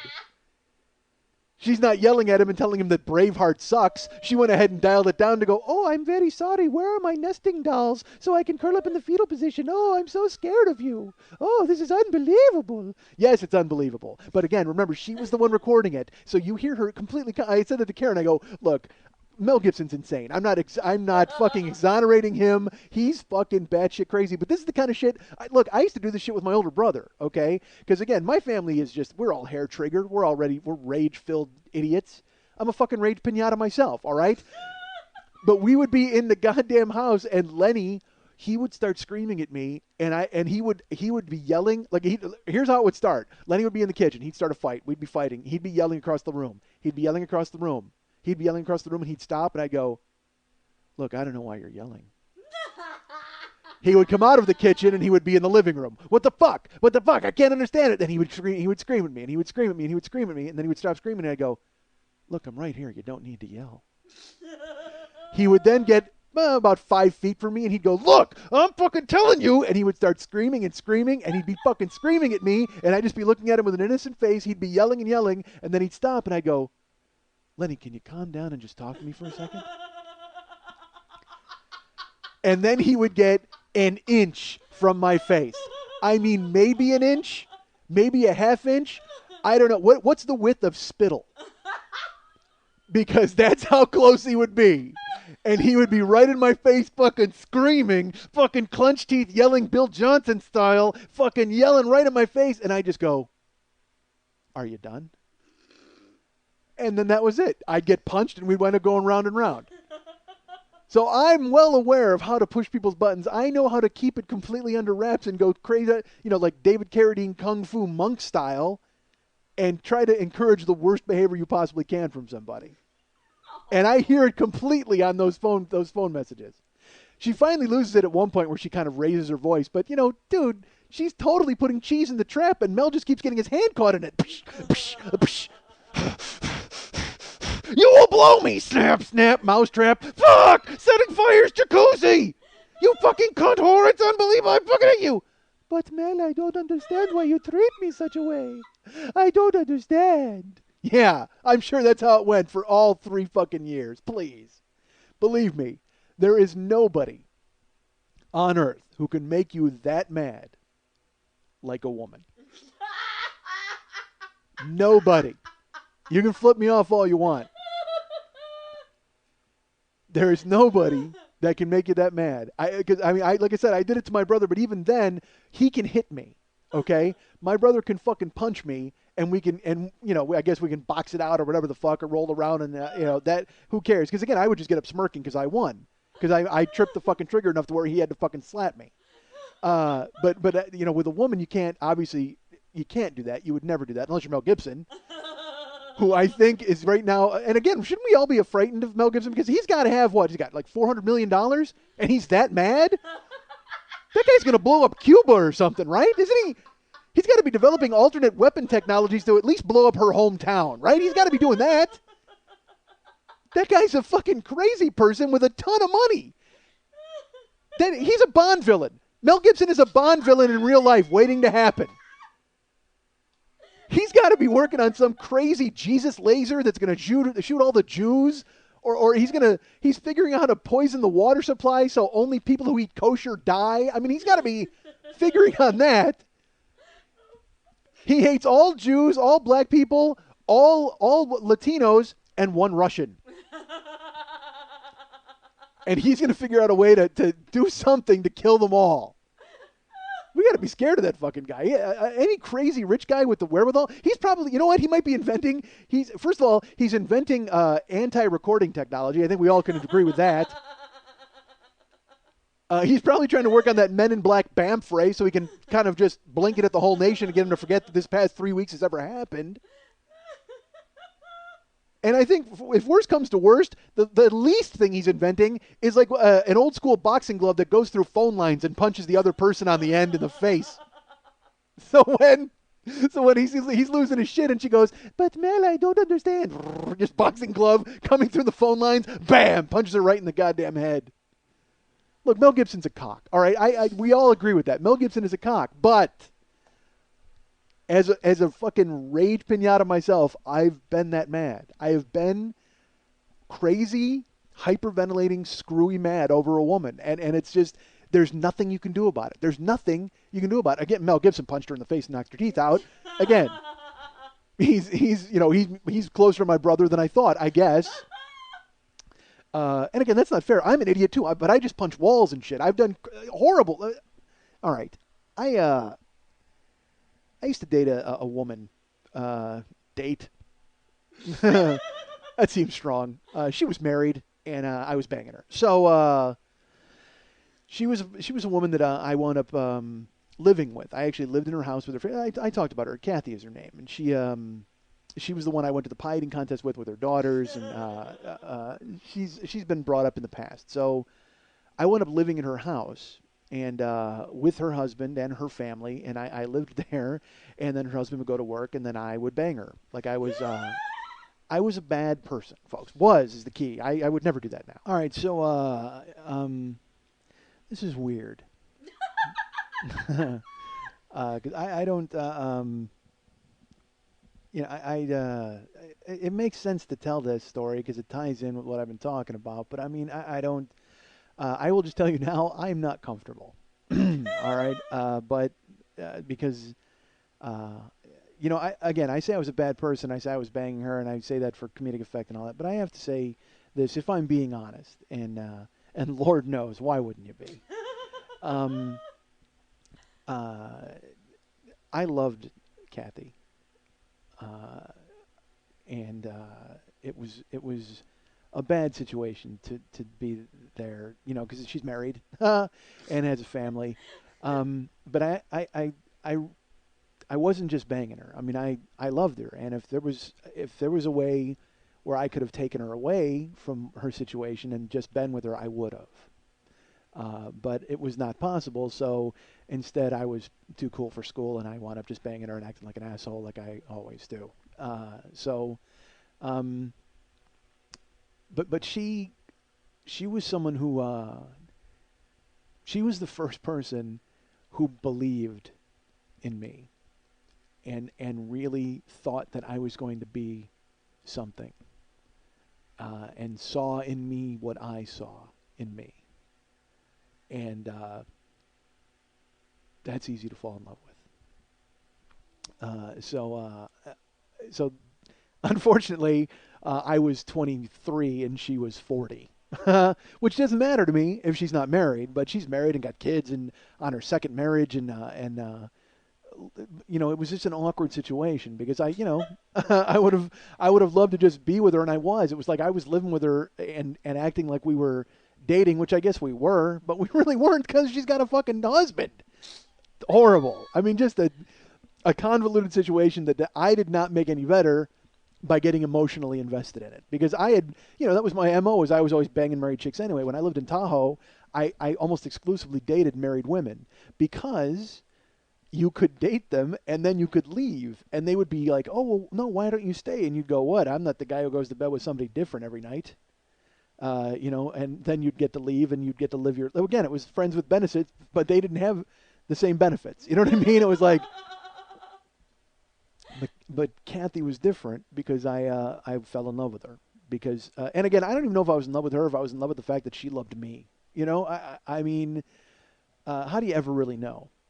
Because I had dated another girl previous to that, and she was the first person I ever said I love you to. But I only said it because, we were listening to Elton John in a hotel room, and we were in a bed talking to one another. You know what I mean? It just seemed like the thing to do. But Kathy, it was so funny how we stumbled into being, because we started out just being friends, and again, it was just this born out of a mutual admiration. She loved me and I loved me. So together we loved me, and that was great. And so she hung on every word. She thought she was the one in Trash Talking Game, board game guy. She was the one who sat there and was amazed by me while I, ran the table. That was the first day she met me. And it's just weird to talk about, and it's weird to deal with, and you'll hear why. So, but yeah, I have to admit, I was in love with her. So, living with her was strange, and then, we would fight, of course, because like I said, the situation was just untenable. It couldn't continue. It wasn't like, and we like to pretend that eventually it was going to work out, and I was going to be a famous comic, and I guess she would be there with me with her 5 kids and her husband. I have no idea. It just was not going to work. And we knew it wasn't going to work, but we didn't care because we were having fun, just having sex and being together. And I was an escape for her and she was a necessity for me. So it worked out perfectly at the time. That said, dude, I went on the road with Lenny. It was funny when I was living with her near the end of my living with her. I went on the road with Lenny and we worked. I've told a story about how when I worked in Mission, South Dakota at the Indian Reservation, and the guy came in with the shotgun and threatened me. I've told it in previous episodes, and they had they grabbed the gun. Now, Earl, they had to push him back out of the room. And then afterwards, we went to a Mexican restaurant, and my brother got into a fight. He screamed obscenities because they wouldn't give him his tater tots, whatever the fuck. I have no idea. Then we had to go hide at a 7-Eleven until the heat was off. I mean, it was just like a terrible road trip. It was so lonely. I hated it so much. And that night I went to the hotel and called Kathy, and it's so funny. I remember talking to her, and I again, it was just comforting to hear from somebody who loved me and believed in me, and sitting there. I would listen to. It's so funny. I would listen to the song "America" by Simon and Garfunkel, and there's a line in there where he would go, "Kathy, I'm lost, and I'm empty and aching, and I don't know why." And I said that to her on the phone. Like, I was like, because it was just this moment where I didn't know what the fuck was going on. I was in the middle of South Dakota with my drunk brother, and I just hated it. And the only touchstone I had to reality and liking myself was her. And so I was on the phone with her talking to her, and she talked me down. And then we got home from this road trip, and then, of course, I go to her house, and we wind up having a fight for some reason, and then she tells me that I can't live there anymore. Like, she was probably getting pressure from her husband as well, but she was like, yeah, you know what, you have to go. That's fine. You have to go. And I was like, fine, whatever. And I stormed out. And I went and stayed at a friend's house, and I decided, you know what, dude, what are you doing with your life? You're drifting. You work at a fucking Little Caesars. Your car is an empty, burned-out shell. It doesn't work anymore. It's sitting in a driveway waiting to be fixed for free by some doper friend of Kathy's. It's like, man, you got to fucking grab the reins and straighten this shit out. You got to figure out what to do. And my only move left, I had no money, no job, no car. The only thing I had left to do was go back to Chicago. That was it. And admit that LA had beaten me. I had lived there from, because I went to Tahoe for 89 to 90, and then I basically meandered through Los Angeles from 90 to 93. Jesus, is this funny? I mean, I don't know. I'm just talking in circles. There's a point. So I decided I got to move. I got to go. I was with my buddy Sam, and I go, fuck this, dude. I'm moving back to Chicago. He's like, why? Because, I mean, I was close, man. I was fucking close in L.A. Again, like I said, I had no money. I had no job. I had no car. All I had was my act and the fact that I was funny and people thought so. But as much as you wish that was currency in this town, it isn't, because if you can't get to the fucking gig, nobody's going to see you. So I decided, you know what? She's right. I got to move. I got to get out of here. I got to go. So I arranged it where I was going to split. My brother and I were actually going to drive back to Chicago, and I had to go pick up some stuff from Kathy's house, and I hadn't talked to her in like 2 weeks. And I showed up at her place to get my stuff, and nobody else was there. It was just her, and my brother was there too, and he came in, and he was his usual meathead self, and he was like, all right, well, you know, carrying anything? I'm like, nah, it's fine. I'll get it. It's, just wait out here or whatever. And so I started to pack my stuff, and, it was a couple boxes. I brought a box out to my car, and then I came back in, and Kathy blocked the door. And I'm like, Kathy, come on, I got to get this stuff. She's like, I don't want you to go. I said, I know, but you were the one who told me. Again, it's a sneaky fucking thing to do, but it's, instead of going, no, I need to go, I was like, no, you told me I got to go, because that's what you do. You try to make the other person feel bad because you're an asshat. So she's in the doorway, and she's like, no, I'm not letting you in to take your stuff. I don't want you to take your stuff because I don't want you to go. I said, Kathy, come on. You said I should go, and you're right. You've convinced me. It makes sense. Instead of taking ownership of it and saying it was my decision, I realized that I'm going fucking nowhere. I have to make her culpable in it. All she did was wake me up. She did her smart thing. It wasn't smart for us, but it was smart for me. So she's like, no, I'm not letting you in to get the stuff. And I'm like, well, I'll just have Lenny bring it out. I don't care. And she's like, no, you can't. I go, look, Kathy, just let me in, all right? So she did. She let me in the house. I went in to get my other box. It's in her bedroom. And she came in. And again, I picked the box up. She blocks the door. She's like, look, I'm telling you, I don't want you to go. And I was like, no, I have to go. And she's like, no, you can't. You can't leave. She's like, I don't know what I'm going to do if you leave. And I said, but this makes sense. It makes sense for both of us. And she's like, come here. And I put my stuff down, and she wanted to talk, and that talking turned into something else, of course. And she wound up going down on me, in her, with tears in her eyes, and me too, me crying, her crying, and that happening, which is awkward, folks. That's an awkward message. You don't want that. I can tell you that every time since I've cried during a blowjob, it's been very strange for the other person. They have been shocked and stunned and didn't know what to make of it. But I was just like, no, it means you're doing good. Terrible. And I don't know why I'm Mr. Furley getting a blowjob and crying. That seemed odd. Got a fucking ascot on. All right. So she then finishes again and looks up at me, and we're sitting there, and I said, I have to go. And I don't know if she thought that magical blowjob would make me stay. I mean, because I'll be honest, usually that works. Magical blowjob will make me stay anywhere. I'm sure I want to take off. If ever you're with me and I'm like, hey, I got to go, and you're like, no, don't go. Bring out magical blowjob and I stick around. As I said, I thought I liked blowjobs. Fucking Mel Gibson, he's all over them. But if you got magical blowjob, I'm staying. Forget about it. I'm a lot more happy than he is with it. So, but I split, man. I took off and I left. So we, wound up getting Lenny, and he's like, oh, it's about time. I'm just like, well, sorry that I'm saying goodbye to the woman I love for the last time. So we leave, and I go back to Chicago.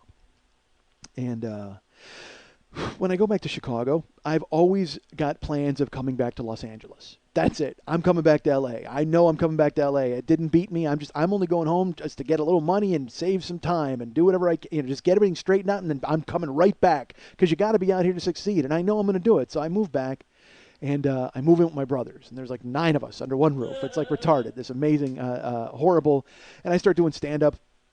But I'm always planning on going back to L.A. I start doing stand-up in Chicago, but I know I'm going back to Los Angeles. So I'm single-minded of purpose. I'm doing stand-up in Chicago, and it's fun to see my friends, and it's good to be with my family. But, man, I can't wait to get back to Los Angeles. And then one night, I go out to do stand-up at a place called the Comedy Womb, and I have no car. I'm being shuffled back and forth. So I have to go meet my brother Lenny at Wacko's after I do the Comedy Womb, because we were both playing the stupid named comedy circuit, the stupidly named club comedy circuit, and so I'm at the Womb, and he's going to have his girlfriend Vicky, not his girlfriend, but she's a chickie bangs.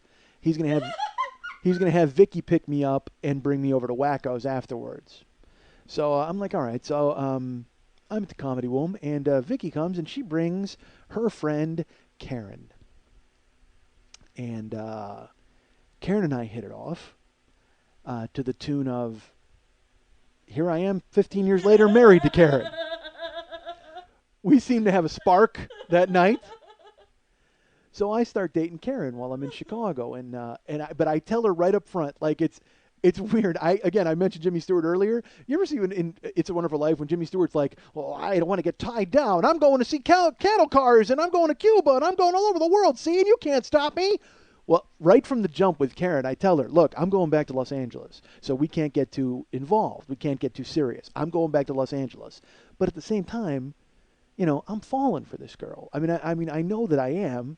But I got to leave, and I don't know if she's planning on leaving because she's been there her whole life, and I don't want to put that on her where it's like, hey, you got to move to L.A. with me. I mean, so I instead play it what I've always done, arm's length. I'm always like, you know what?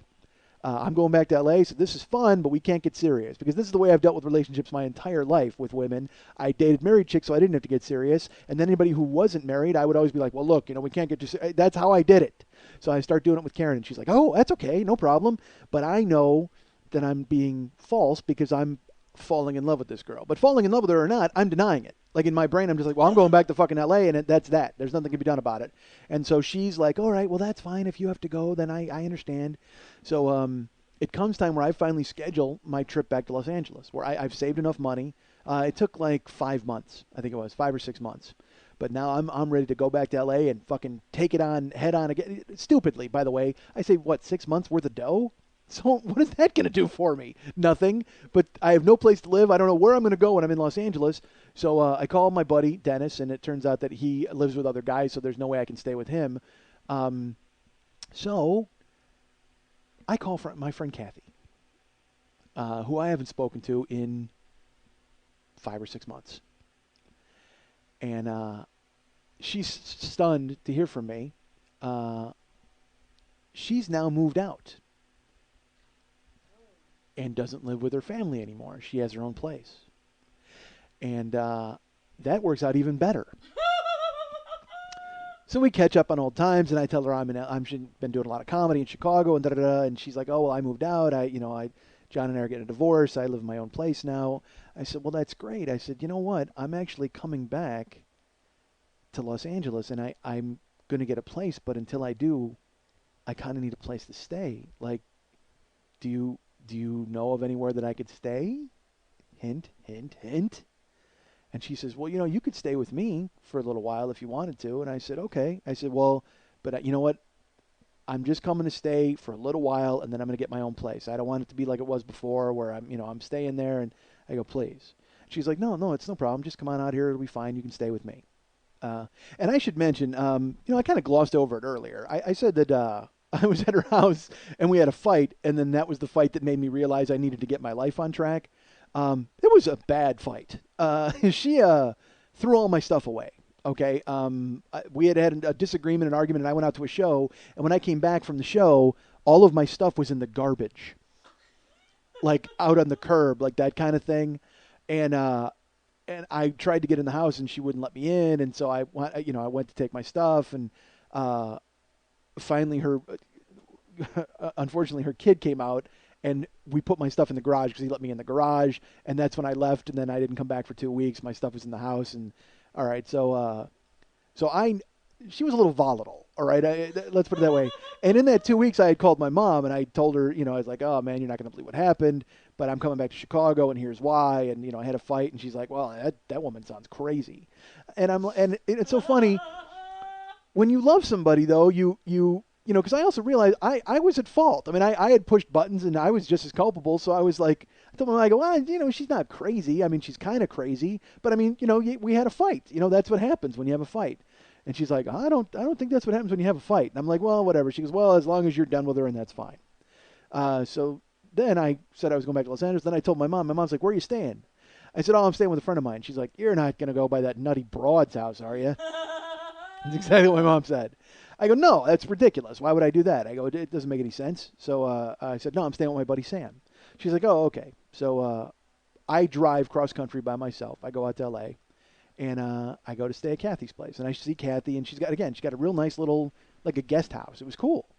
And I show up, and I'm like, hey, and she's like, hi, and I give her an awkward hug, kind of, and I said, so look, everything's cool. I'm just going to stay here for a few weeks until I can find a place. I've got to find a job. I got to do all this.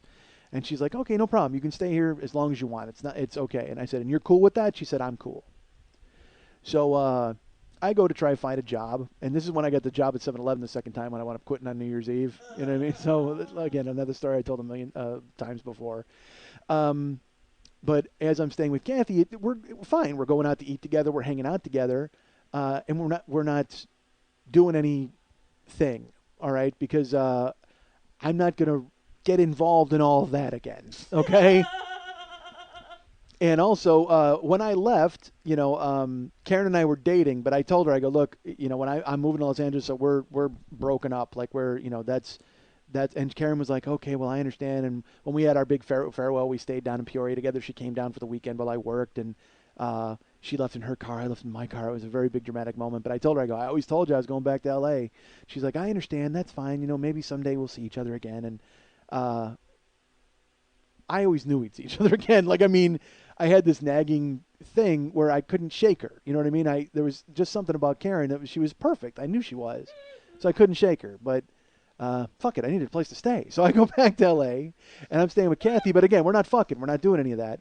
But and Kathy was fine with that. We would go out and we'd hang out. Kathy was fine with that until she'd drink a little bit. And then Kathy would drink a little bit, and then she would sit a little closer to me, or put her little arm around me, or put a hand in my lap, something like that. So, and I was always like, you know what, Kathy, this doesn't it's not going to work, all right? It didn't work before. We knew that, and she would be like, well, yeah, but I mean, I was living with my family and stuff before, and now I'm not, and things are different.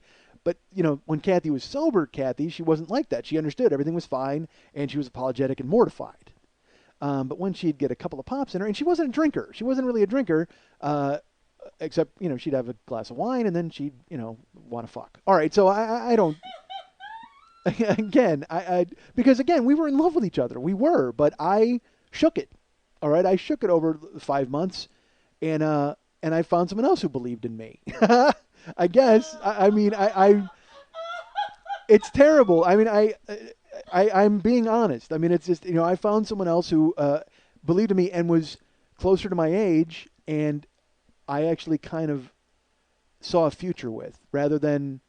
But I mean, that's doing a disservice to Kathy, because I mean, I would have seen a future with her if she didn't have a family, and why do I care about making her feel bad? I haven't talked to her. All right, forget it. So, because I don't want her to look bad in this story. You know what I mean? It's like she, there was a strong emotional contact there. So anyway, so I stayed with her. Fuck, this is going nowhere. But bottom line is, I stayed there with her, and she would get flirty, and then I'd have to say no, and she'd get flirty, and I'd have to say no, and then things would be fine during the day. Everything was okay. So. One night, she went out with friends, and I didn't go out. So I was home, and I slept on the couch. That's where I would sleep. And I went to bed. And I wake up middle of the night. I don't even know what time it is. I have no idea. All I know is Kathy's going down on me. And I go, whoa, Kathy, what are you doing? What are you doing? Notice I'm not leaping to my feet in protest. But I'm like, Kathy, no, come on. Stop. And I've never before or since tried to talk someone out of giving me a blowjob. Certainly there are instances where I should have. But I can tell you this is the first and last time I've ever done it. And finally, I actually have to physically grab her, like on her head, and stop her, and pull her off. And there's no comical popping sound, other than the sound of the aneurysm in her head as she loses her fucking mind. And I stop her because I got to think the only thing worse than actually her making the commitment to doing that is getting told no, all right? Because now she's all in. In love and sex poker, she has pushed everything to the middle of the table, and I have just flipped over a fucking straight flush and buried her. I mean, like, she's got to be so embarrassed and weird. And I go, no, you can't, no. Like think like a dog. I mean, just think about it. That's what it sounds like. No. That's not for you. No. Put it down. That bone. No. Stop it. Don't make me. So hideous. I mean, who talks like that? That's awful, but that's what it sounded like. That bone's not for you. So I have to pull her off, and I look her in the eyes, and I'm like, and we've been here before where I've looked her in the eyes after that, and I said, look, no, Kathy, you can't do this. We can't. We had an agreement to do this. And she's like, what are you talking about? I go, we made an agreement. She's like, come on, that's just stupid. And and I will tell you this, Kathy has never, up to this point, we've always, it's been unspoken completely. We've had sex, we've done whatever, but at this moment, she looks at me and she goes, no, that's just stupid. And I go, come on, Kathy. She goes, Mike, I love you. And she had never said it. And now, not only is she physically all in, but now she's emotionally all in. And I sit up and I go, what? And she says, I love you. I always have. And I know that you love me. And I said, Kathy, I won't lie to you. I did. Which is a terrible thing to say. I can tell you right now, that is not letting somebody down easy. That I did what? Because I didn't know what. I didn't know how to. I'm sitting there again. I got a fucking raging hard on, and I just talked somebody out to give me a blowjob. So I'm half confused about my actions at this point. Anyway, I'm not in my right mind, folks. How do I not just lay there and pretend to be asleep until the end and then go, whoa, what happened here? How hard is that? But no, I decide I got to be a man about it. I got to be a good guy about it. And I look at her and I go, I'm not going to lie, I did. And she's like, what? And I said, I did love you, but we both know it's not going to work. It's not going to work. I mean, it just isn't going to work. And that's why, I mean, I want to be friends with you. I love you because, you know what I wanted? I wanted somebody who believed in me. I wanted that person who believed in me and thought I was great, but without all the weird, messy baggage of me having any sort of responsibility to that person. I wanted a valet. That's what I wanted. Like in wrestling, when they have a valet who keeps telling them how great. I wanted a hype man. That's what I wanted. I wanted like a rap hype. I wanted my own Flavor Flav to go, yeah, boy, you the greatest. That's all I wanted. Flavor Flav doesn't want to blow me. I don't want that. I need a hype man who's not going to blow me. That's all I was looking for. I was looking for an emotional pedestal, okay? That's it. So I'm like, I did. And she says, what? And I said, look, we're friends. This is working out that we're friends. And she made, I mean, oh, my God. She looked so pained. Like, I mean, again, because she's all in with everything. And I just basically hit her on the fucking nose with a rolled up verbal newspaper of no. And not only telling her that we can't do this, but that I used to love her. So now she knew she missed the opportunity and the ship has sailed. And I mean, it all comes crashing down, and she stands up, and she goes, get out. I go, what? And she goes, get the fuck out of my house. Get out of my house. And I go, all right, that's fine. You got to relax. I mean, can we talk about this? Because still at the same time, I recognize that I hurt her bad by saying what I said. And also, there's part of me that, I mean, I do still love her and want to be friends with her. I mean, I don't want her to go away, but it's like we can't move into that phase. It's not going to happen. And I should have known it wasn't going to happen. You can't be friends with someone after that, especially because it was so intense, the emotional, again, she's cheating on her husband, the family, I'm there. I mean, it was just crazy what we went through. It was stupid to think that we could be friends, but I needed a place to stay. So, yeah, I'm a selfish fucking person, folks. At least I was. I certainly was in the past. So, she tells me to get the fuck out of her house, and I try to talk her down. I'm like, look, listen, you just calm down. And again, my dick's still hanging out. Like, I'm still completely vulnerable at this point. And I'm like, look, listen, just calm down. Let's talk about it. She's like, no, get the fuck out. Get the fuck out. And she goes in her bedroom and slams the door as hard as she can. And I'm like, oh, fuck. All right, well, I mean, it's too late because it's like midnight. Okay, so I don't know where I'm going to go. I could go bother some friends, but what am I going to do? So I figure I'll go sleep in a parking lot somewhere or whatever. So I get up and I start to get dressed. And I hear her talking, and I don't know if she's talking to me. So I go, are you talking to me? And I knock on her door. And I hear her, she goes, oh no, he's a fucking asshole. No, I won't hear of it. So I figure she's on the phone.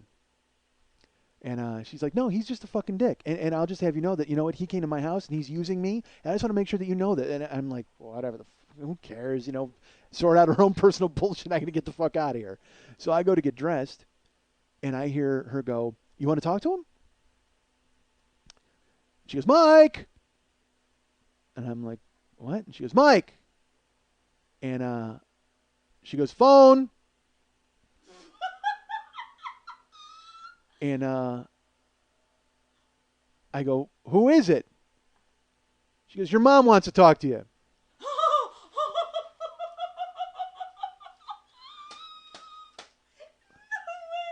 And I said, what? And then so there's a phone in the living room, and I grab it. It's on the wall. It's a wall phone, and I pick it up. It's an extension. And I go, hello? And she goes, there's your fucking son. And my mom goes, Michael? And I go, oh, Ma? Oh, my God. And she goes, yeah. Are you all right? And I go, hold on a second. And I hung up the extension, and I went in Kathy's bedroom, and she's got her phone bills out. She got my mom's phone number off the phone bill and called her to tell her that I was at her house and I was a piece of shit. Oh, my God. And I walk in the room, and I go, hang up the phone, Kathy. She goes, no. She goes, no. I just wanted your mom to know that what a fucking piece of shit you were, and you and her your racist stepfather are there. I just wanted to make sure I woke him up at fucking 2 a.m. and tell him what a fucking asshole you are. And I just go, hang up the phone, Kathy. And she goes, here, talk to her. She hands me the phone, and I take the phone from my mom, and I go, hey. She goes, are you gonna be all right? I said, yeah, I think so. I'm gonna be fine. She goes, are you leaving? I go, oh yeah. I'm leaving. She goes, call me when you get where you're going. I said, okay. So I go to hang up the phone, and Kathy grabs the phone from me, and she goes, your son's a piece of shit, and hangs up the phone. And she just starts laughing, this like maniacal laugh. And I go, look, there's no reason to do all this. I'm leaving. Okay, you want me to leave? I'm leaving. She goes, fine, get the fuck out. I said, I'm leaving. So I go to get dressed. Again, still dick flopping out. I get dressed. I walk over and I start to pack my stuff into boxes because that's how I'm living. I have a suitcase and like 3 boxes. And she comes out and she's like, you're a fucking asshole. You know that? And I go, yeah. And she goes, no, you're a fucking asshole. And I'm bent over putting stuff in a box. And I go, yes, I get that. I'm an asshole. Leave me alone. I'm leaving. Don't worry. She goes, listen to me. And she hits me in the back. Two-handed, pushes me as I'm off balance. And I kind of fall like into the couch. And I go, look, I hear you. I'm an asshole. I get it. All right? I'm using all of my Jedi mind training that I used on Lenny. And I'm trying to remain fucking calm. And I go, listen, I get it. All right? I'm an asshole. Fine. I hear you. And I'm putting my shit in my boxes. And she goes, no, you're an asshole. And she hits me in the head with a wooden spoon. Oh, shit. That I didn't know she had. And it hits me in the back, just in the back of the head. She didn't do any real damage, but she cracked me in the head with it. And I fucking stand up, and I get all big, and I look, and I get like right in her face, and I go, I'm leaving. You want me to leave? Leave me alone. And I go back to putting my stuff in my boxes, and I'm fucking dressed, and I pick up the first box, and I go out of the house, carry it to the car. Come back, she's blocking the door. And I go, Kathy, you wanted me to leave. I need to take my stuff. She goes, fuck you. You're not coming in here. I go, Kathy. And she's laughing the whole time. Look, she's laughing the entire time. And she had this weird giggle, like this kind of tittering giggle. And she's just like, no, you're not coming in. Fuck you. Fuck you. Fuck you. I'm like, look, Kathy, I'll get my shit and I'll leave you alone. You'll never fucking see me again. All right, just let me get my stuff. She's like, no, you're not coming in. And she starts laughing. And, I smell something weird. Like I can't even place it. And she's like, no, fuck you. You're not fucking coming in here. And she goes to close the door, and I put my foot in the door, and I go, look, just let me get my stuff. I will fucking leave you alone forever. She's like, no, no. She opens the door, and as she opens the door, like smoke Oh my God. comes out of the house in my face. And I realize that's what I smell. I smell smoke. And I look over her shoulder. My stuff's on fire. She set my things on fire. I don't know if it was matches, lighter. I don't know how she did it, but my box of and again, when I would travel with my cassette tapes, my clothes, and then I had a box of letters and correspondence, like my comedy notes and stuff. That's what's on fire. Oh my God. And she's just laughing, and I go, Kathy, what the fuck? And she goes, what? No, and I go, let me in, and I shove past her, and my stuff is the box is on fire. My comedy, all of it is just, and so I take a fucking blanket that was on and I put it on top of my box, and I'm then I'm setting up smoke signals. I'm trying to beat it out, and I finally put it out, and there's ash in the air, and I'm beating it, and it's crazy. I'm hitting the boxes. There's fire, and it goes out, and there's just smoke, and I'm like, what? Fuck. Are you kidding me? She just starts laughing behind me. And I wheel on her, and she's laughing. She goes, you're a fucking dick. And I'm like, look, let me get out of here. I'll get out of here. Just let me get out of here. She said, fine, get out of here. She goes, don't be surprised if I fucking set more of your shit on fire if you fucking leave. And I can't carry all my stuff at once. So I got to determine what is going to get sacrificed, what is going to get burned to shit. I'm trying to figure out a way to do it. She goes in her room and slams the door. I'm like, well, fuck, if she's in a room, I can get this stuff out of here. So I fucking go and I grab my stuff and I carry one box and I hump it and I run.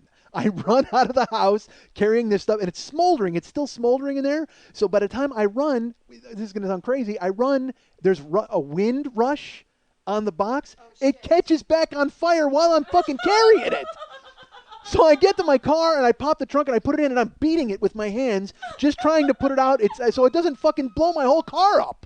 And I sit there and I wait, and finally I have to just grab some papers that look like they're just keep catching, and I just grab them and I twist them into a fucking thing, and I'm going to bring them in and throw them away when I get the rest of my stuff. I go running in, and she's in the fucking bedroom again in the doorway, holding the phone. She goes, "Your mom would like to talk to you again."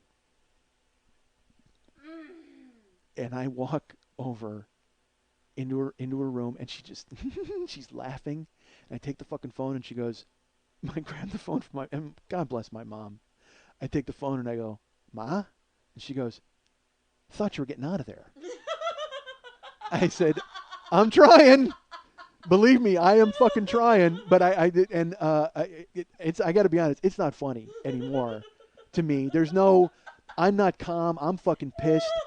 And then Kathy pushes me and grabs the phone out of my hand, and she goes, "Yeah, you know what? Your fucking son, he's trying, but he's not going to get fucking out of here. I'm not going to, I told him to get the fuck out of here." And she's just making no sense but laughing at my mom. You hear that? And she starts calling my mom a bitch. "You fucking bitch, huh? This is your fault. If you had never fucking had him, none of this would have fucking happened."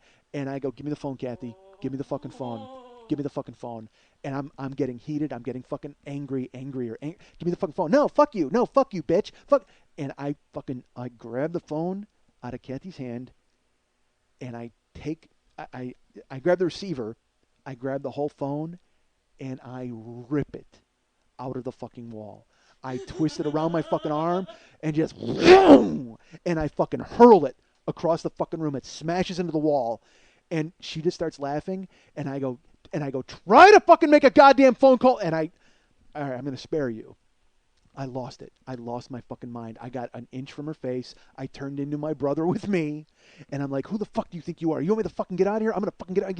You want to fucking make phone calls? You want to make fucking phone calls?" And I go into the living room, and there's a Princess phone on the wall, and I go, "You want to make fucking phone calls? Make a fucking phone call. I dare you to make a fucking phone call. Pick up that motherfucking phone right now." And she just starts laughing, and I start punching the phone. I just beat the shit. I'm punching it hard. I'm not even like, I mean, it's starting to break. Like the casing is breaking and the plastic is breaking, and I don't fucking care because I'm taking out everything I can't take out on her on this motherfucking phone, and I'm hitting it and hitting it. It's fucking breaking. My hands are bleeding. I'm punching the fucking phone, and finally, the carcass of it, I just grab the receiver and I just start using the receiver to pound the shit out of the rest of it. And it fucking just smashes, and I rip it out of the wall and I fucking throw it at her. And it goes flying past her. She doesn't, and you know what? Here's how crazy she is. She doesn't even flinch.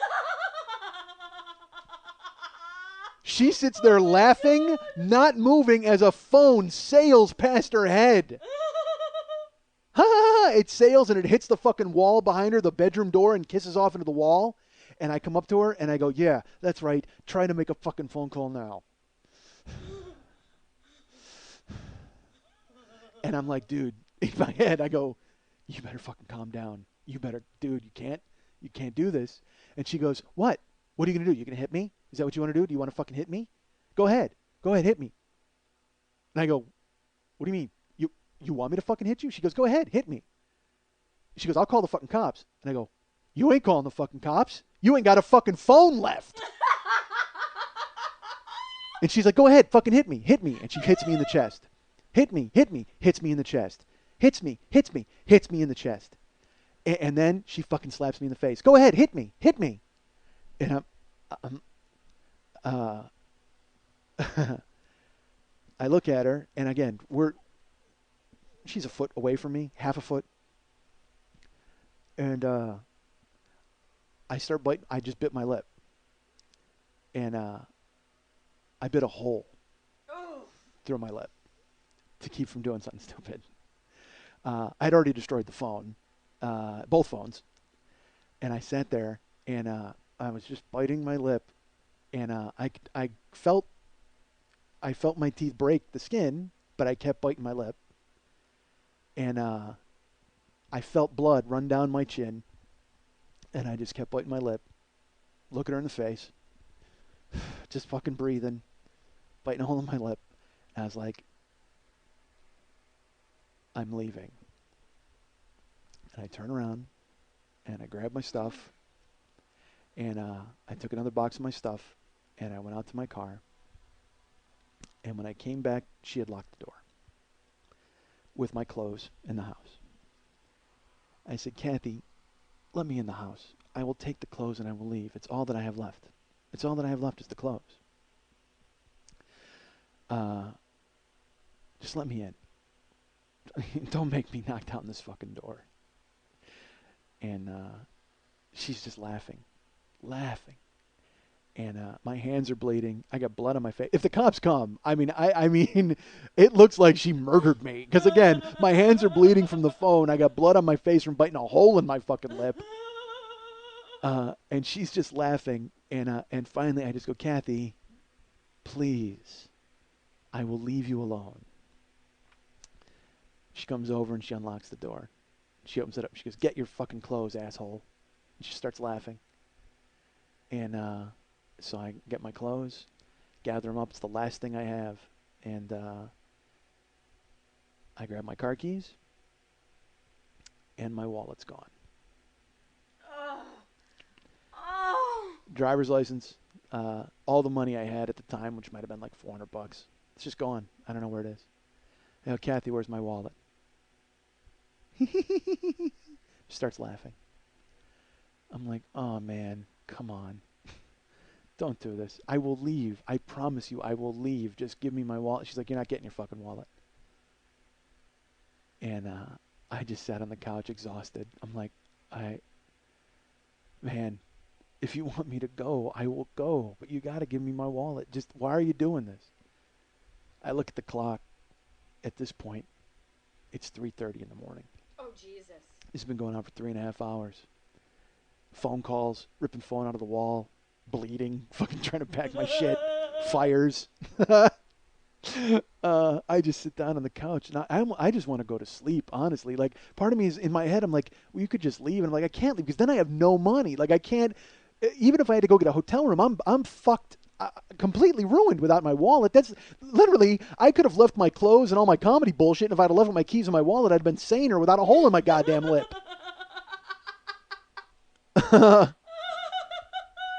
So I just sat on the couch. I'm like, just give me my fucking wallet. And she's like, no, fuck you. You're not getting your wallet. She goes in the bedroom and slams the door. It's 3:30 in the morning. I'm just sitting there. She's in her room. I'm in the living room. She's in her room. And I'm not gonna ask her for it because she's obviously not gonna give it to me. So I just sat there and waited, watched TV, knocked on the door periodically. Don't let her hear fuck you. I tore the house apart looking for the wallet. You know, I'm looking at the cabinets. I'm looking all over the place in the outside again. And it's not there. So obviously it's in the bedroom. But covered in blood, I don't think me kicking in her door and tearing apart her bedroom would have looked good for me. So all I can do is wait for her to bring it. And I waited, and finally time passed. Finally it gets to be like 6:45 in the morning. And I knock on her door, and she doesn't answer. And then there's a knock on the front door, and it's her daughter. Her daughter was 12 at the time, 11 maybe. And she came over because she had to stop and see her mom before school, and then her mom was going to take her to school. So I said, nah, your mom's asleep. You know, she had a late night. She's like, oh, is she here? And I go, yeah, she's in the bedroom. If you want to go in there. So she goes in the bedroom, and when she went in the bedroom, I figured, well, if she's in there, I can go in the bedroom. And Kathy was asleep. She was asleep in the bed.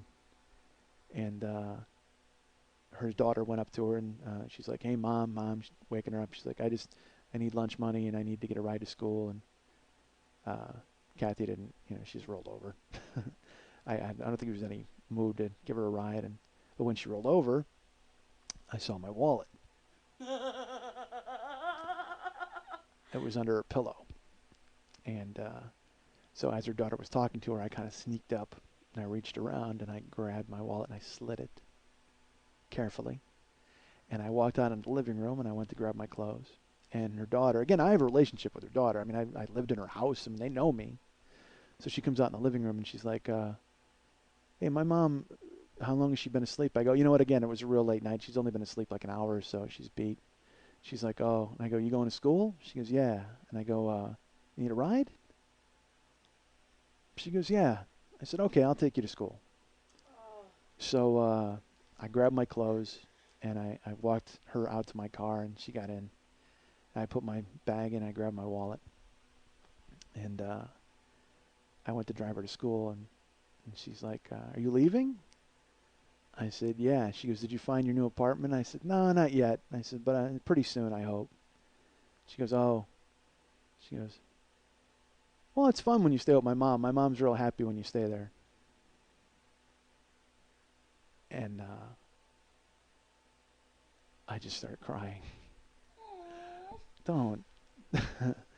I you know why? Because it was like fucking 6 hours, 7 hours of psycho, emotional, monstrous bullshit. My mom getting involved, beating, and again, I can't even imagine what Clancy thought, because I had cleaned up. I got to be honest, I had washed my hands and my face, but I mean, I had a hole in my lip, and you know, my hands are beat to shit, and I could not stop crying, and she looks at me and she's like, you know, again, she's weird, again, 11 or 12, and she sees me just, I mean, I lose it, sobbing, and I said, yeah. I said, I always have a good time when I see your mom too. And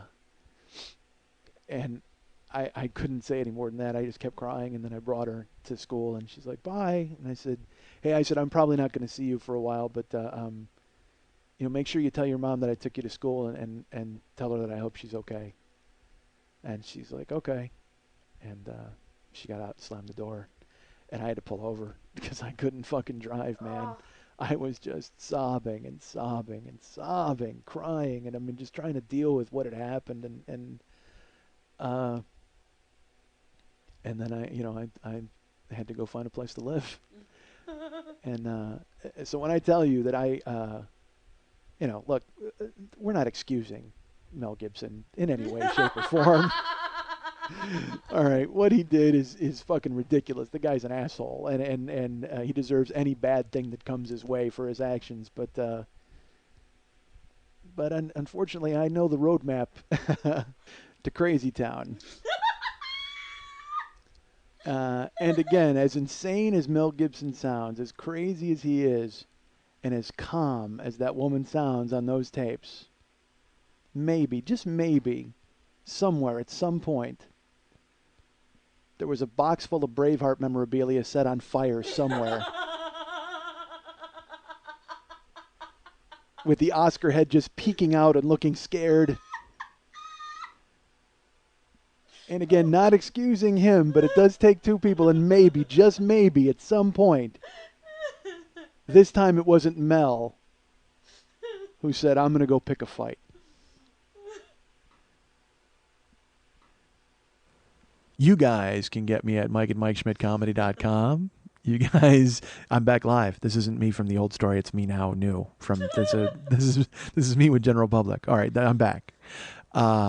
You guys can get me at Facebook.com/The40YearOldBoy. You guys can follow me at Twitter.com/The40YearOldBoy. You can be our friend David Hernandez's friend on Facebook at Facebook.com/DavidMexHernandez. And our friend Lily Von Stupp, who is the producer of this show, is available on Twitter on two separate accounts. You can follow her at Twitter.com/MNTs and Twitter.com/Lily Von Stupp.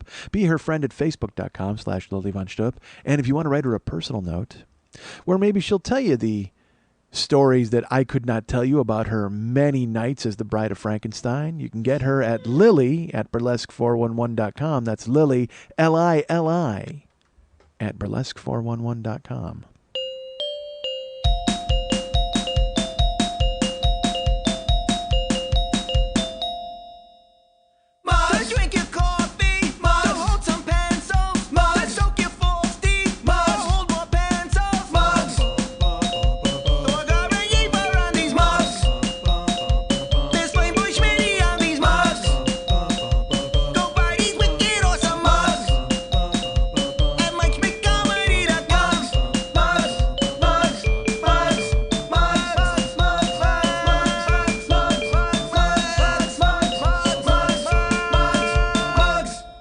remind you folks about the Monday Night Teas every Monday night at the 3 clubs on Santa Monica and Vine. It's run by someone who I consider a friend, someone I consider a close friend, someone who I've seen naked.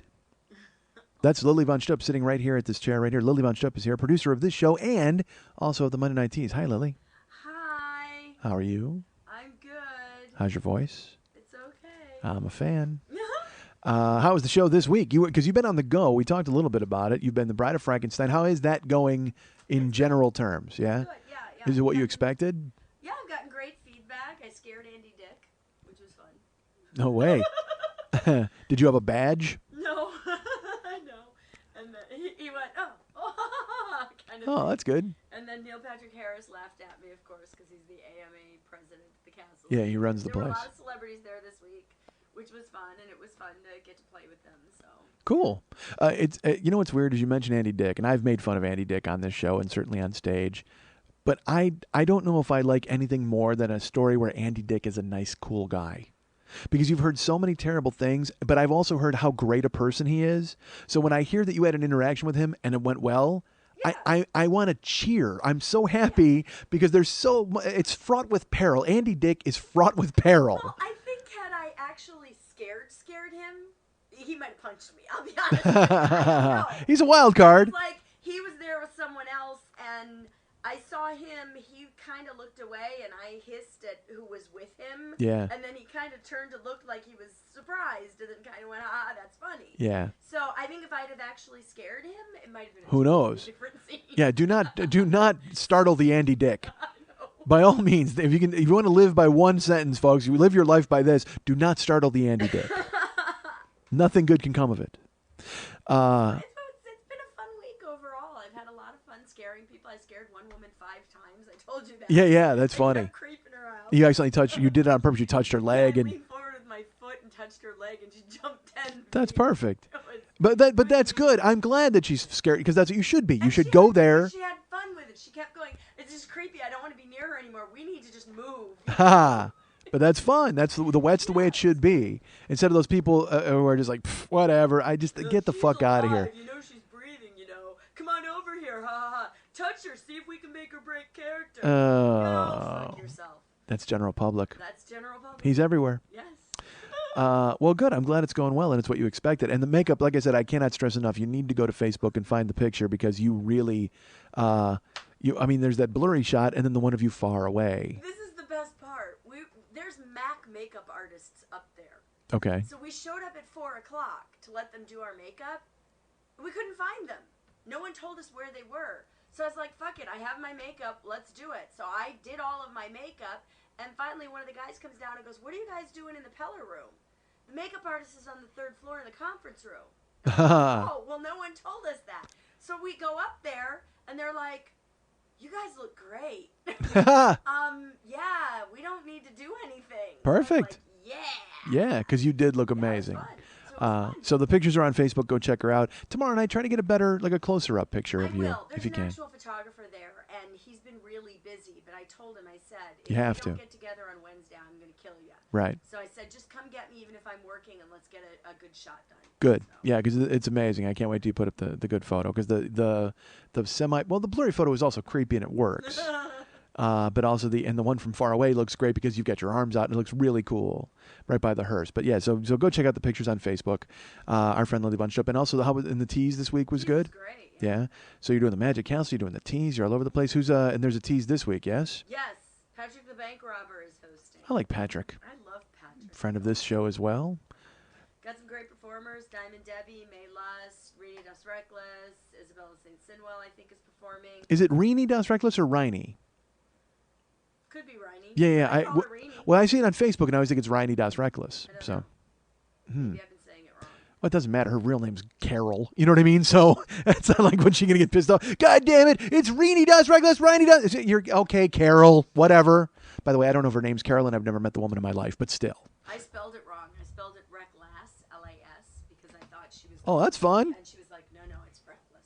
And I was like, oh. It works both ways, though. Yeah. I can see it working both ways. So And you then were... we have a debut, Mia Devine. Okay. She's just moved to L.A. Very excited to have her perform. She's got some great stuff. Now, does she know that she's not supposed to take all of her clothes off? Yes, she does. I'm out. with a debut, you can kind of haze them and go, no, you on your first dance, your debut in a city, you have to get completely naked. You should do that. Why don't you do that? I'll do that. Let me handle all the debuts from now on. It's perfect. They got to talk to me. We don't want to go to jail. Stop that nonsense. There won't be any jail involved. It's all in good fun. It's like a hazing thing. Hey, you know what? First night in a new town, you got to take all your clothes off and be completely naked. We have to see your vagina. It has to happen. No, because Yes. Summer will get mad. Oh, okay. They lost the vagina. Right. Okay. So that's the Monday Night Tease coming up this week, and it's every Monday night. That's fine. No, it's fine. Don't be apologizing. So yeah, every Monday night there's the Monday Night Tease, and I talked about this a little bit last week, but I'll mention it again, folks. If you go to Indiegogo/MNT, you can go ahead and make a donation to get Lily's gallery showing up and running and ready to go. $60, you get a private burlesque show there. You had something to say? The private burlesque show Yes. is not restricted. There may be nudity there. Well then. Yes. Folks, for $60, look at that, and our friend Lily will be naked. That's, you know what, literally, I don't know why you didn't mention this last week. So I you're, didn't realize it until Yeah. last night, and all of a sudden I went, we don't have any restrictions. It's a private party. It's Yes. not open to the public. We can have nudity. all right. So come on, naked Lily for $60. How are you not involved, folks? So go to Indiegogo/MNT, and there's plenty of rewards there for all sorts of dollar amounts. But I think, again, I have to stress, $60, naked Lily. That's the only reward you need to hear. There may be other naked girls there, but who cares, honestly? They'll be there holding fans and fanning naked Lily as you guys watch her get carried out on a clamshell. It's going to be amazing. So $60, folks. Indiegogo/MNT. Let's get this gallery showing happening, and I will be there. I hope you will be too. Also, please remember that our friend David Hernandez does all the artwork for the show and did the amazing promo that you heard in the beginning for the Peter Frampton Talkbox promo. He has his new website, artbydmh.com. artbydmh.com. He's available for all sorts of freelance work for any companies out there looking for people to do storyboarding, any sort of work that you might have that you would be interested in discussing with him. You can contact him there through artbydmh.com. He's done plenty of work for all sorts of corporations and companies. And if you need logo work done or you need artwork done for your company, please contact our friend David Hernandez at artbydmh.com.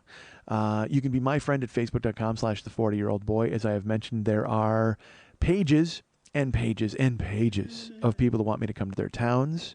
Actually, now it's funny. The Twin Cities is starting to pipe up a little bit. Said they wanted me, and by pipe up a little bit, I mean one guy today said come back. So that's all I need. Literally, that's all I need to mention it. If one guy says, "Hey, you should come back to the Twin Cities," done. Guess what, folks? The Twin Cities are clamoring for me to come back.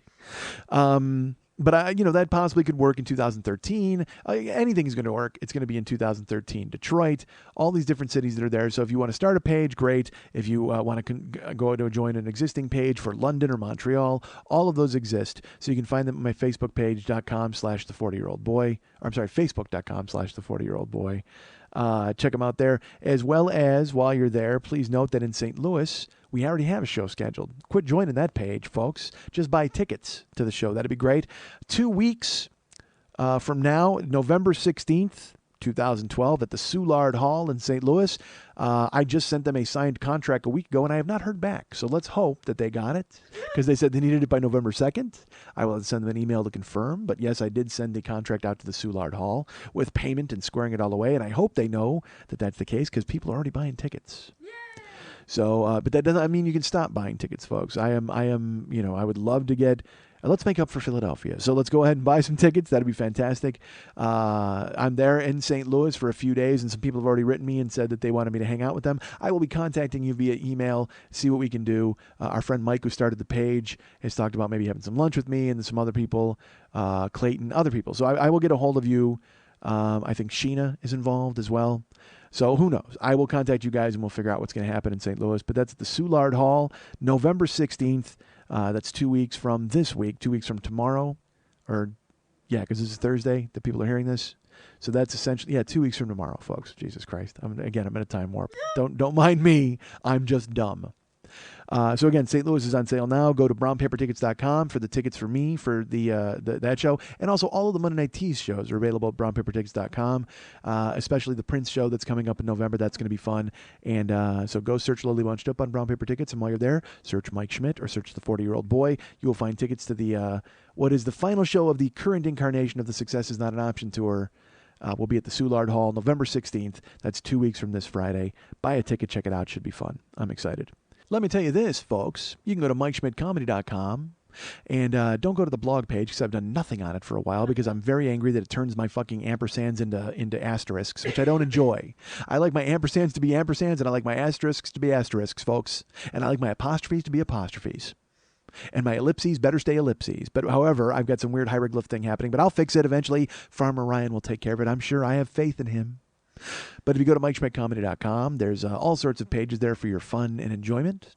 You can go to the bio page for Lily and Mex. You can go to a bio page for me.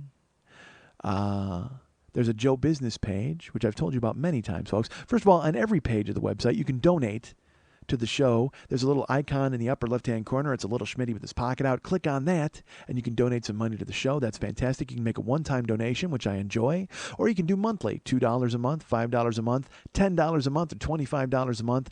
All are appreciated. Thank you so much. You are keeping me in economy class airfare all across this great land of ours. Also on the Joe Business page, more specifically, that's where we handle all of our merchandise sales. There are T-shirts available.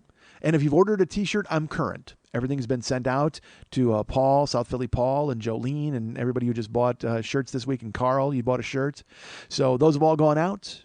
We have the red shirt, which is Red Boy, and then we have the black Scar Panda shirt. Those are available. 2Xs are sold out, but other sizes are available. So go ahead and order those at the Joe Business page. While you're there, you can get an autographed print of any artwork involved with the show, and that'll be autographed by me, by David, and also by Lily Von Stupp, our fine and intrepid producer.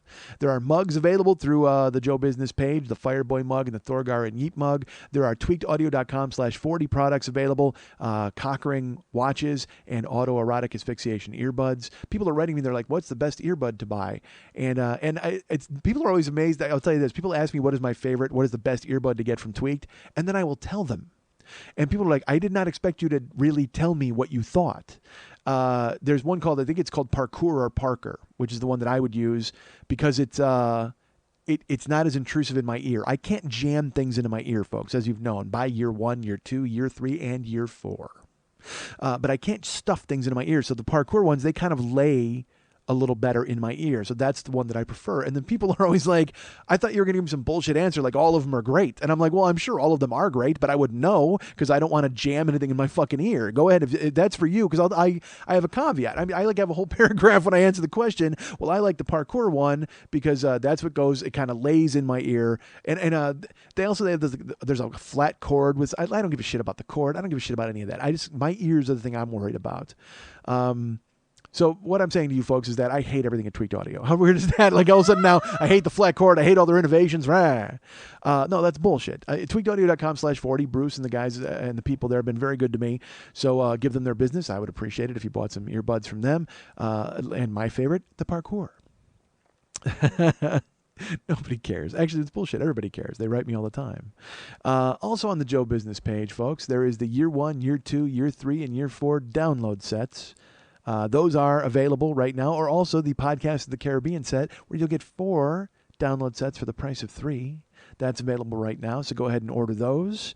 And while we're talking about the website at MikeSchmidtComedy.com, we have, like I said, there's all sorts of different pages. There's blog pages that I will update someday, and other things, but we have a new page at MikeSchmidtComedy.com, folks. Go now and check out the Explosions of Id page. If you're not my Facebook friend, this will be interesting to you because these are, all right, every week you see the artwork, like look down on your little iPod there, and you'll see that our friend David creates artwork every week for the show, which you see if you subscribe and it comes down in iTunes, it's there when you listen. But unless you are my friend on Facebook or you've gone to my Facebook page, you have no idea what Explosions of Id are. And they are a one-panel comic strip that David has created. He just decided out of the blue, again, that thing where he just goes, hey, I'm doing this now. And I'm like, great, anything. That's awesome. He listens to the show, and then he takes phrases from the show, and then he will actually draw a one-panel comic using the quote from the show and then the character Little Schmitty doing something. So, we put them up on Facebook and we enjoy them and people seem to like them and we like them. And then people are like, you should do a book. You should do all these different things. And look, all that stuff's on the burner. At some point, eventually, I will do everything I can to whore myself out as completely as I possibly can. But right now, what we've chosen to do is we have an Explosions of Id page at MikeSchmidtComedy.com, where if you click on it, you will see there's 20 different comic panels. And if you click on the panel, the actual id will enlarge and you can press play and you will hear the soundbite of my audio that goes along with the actual artwork. So it's Bite-Size Mike, basically, is what it is. It's kind of a read along with Mike. You'll listen to my voice as you read along with the comic. And like I said, there's 20 of them, and we envision kind of working more and more in, like taking some out and putting some in. However, I haven't talked to Lily about that yet. She's the one who has to edit all the audio.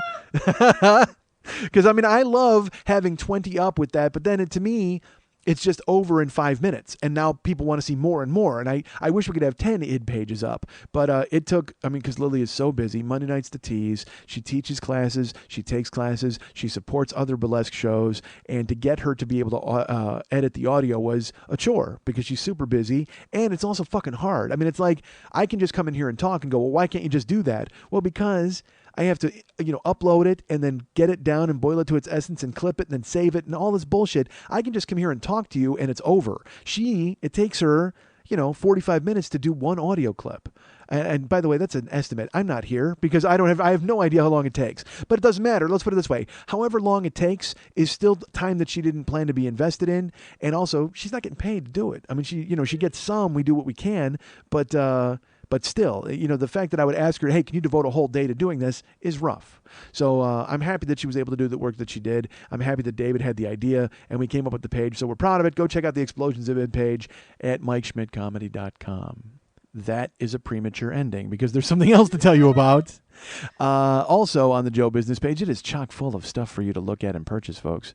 The Schmitty Comes Alive special is available for download. It's $5, a special $5 download. It was 90 minutes live at the Los Angeles Podcast Festival. I want to thank everybody. The response has been very, very, very promising, and I'm really glad that people have gone ahead and bought it. I've had people who've bought it for friends and had me send it to them because they wanted to get them hooked on the show, and I guess they thought it was a good way to introduce people, and I could not agree more because people who've heard it know, because you've been very complimentary, and thank you. People who haven't heard it, I will tell you this right now.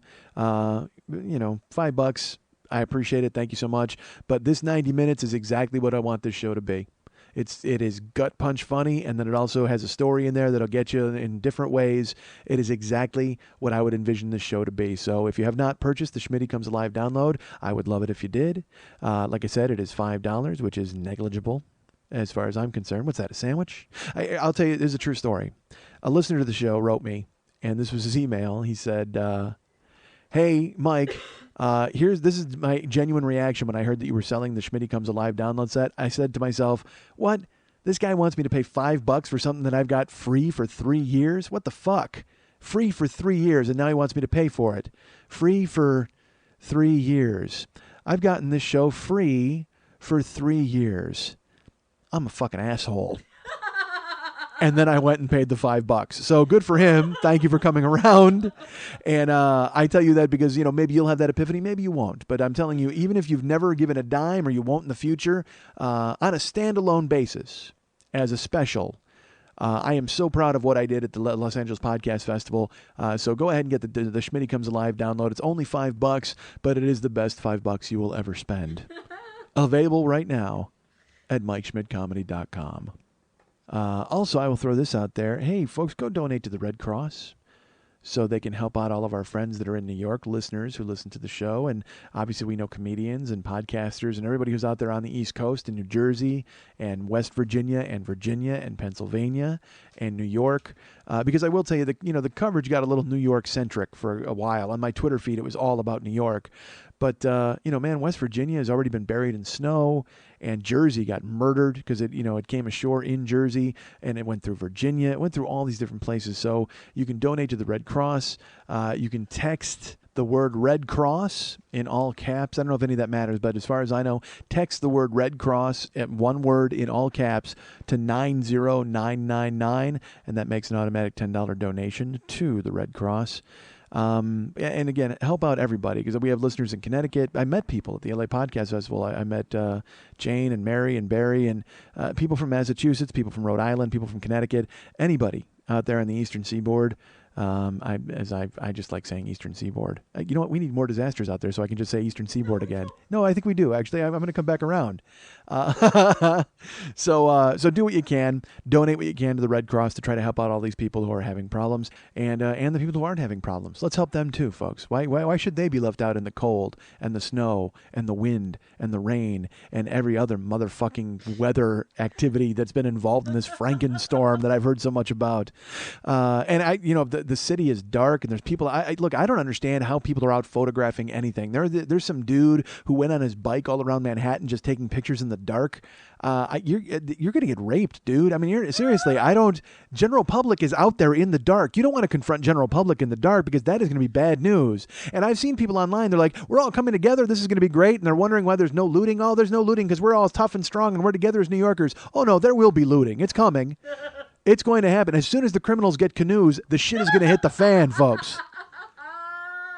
Let me tell you, because they are just waiting. They are biding their time, because there's packs of looters that are waiting hip deep, trying to find a sporting goods store so they can get canoes and then come out, and then everything is going to be terrible. And I'll tell you what, because then you will just have, and it's going to be perfect. It is the cataclysmic confrontation we have been waiting for. On this side, it'll just be fucking canoes full of criminals, and on the right-hand side, it is just George Washington steaming forward, fording the Delaware, not even the Delaware River, he's fording Delaware Avenue with Charlie Watts in the back.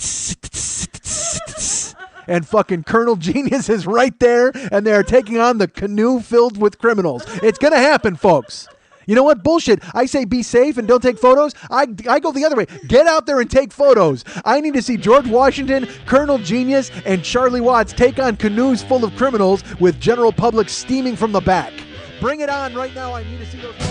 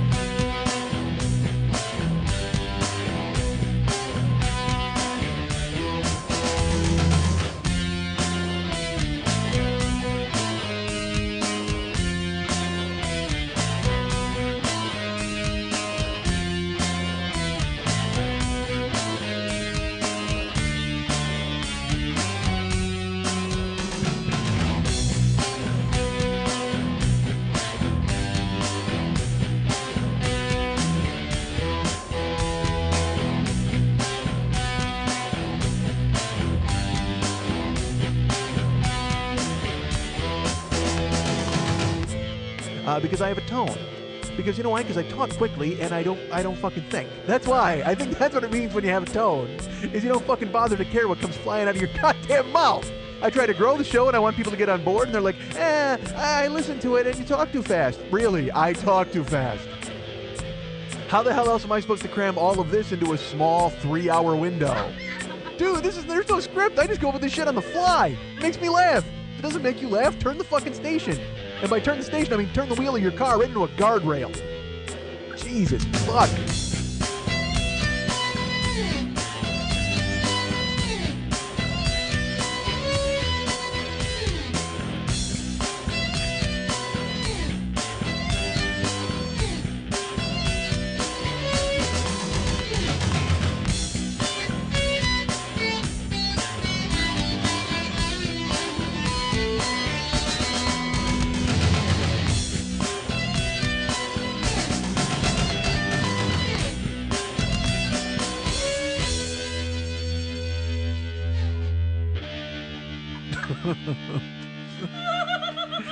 Hey, where are you going, boy?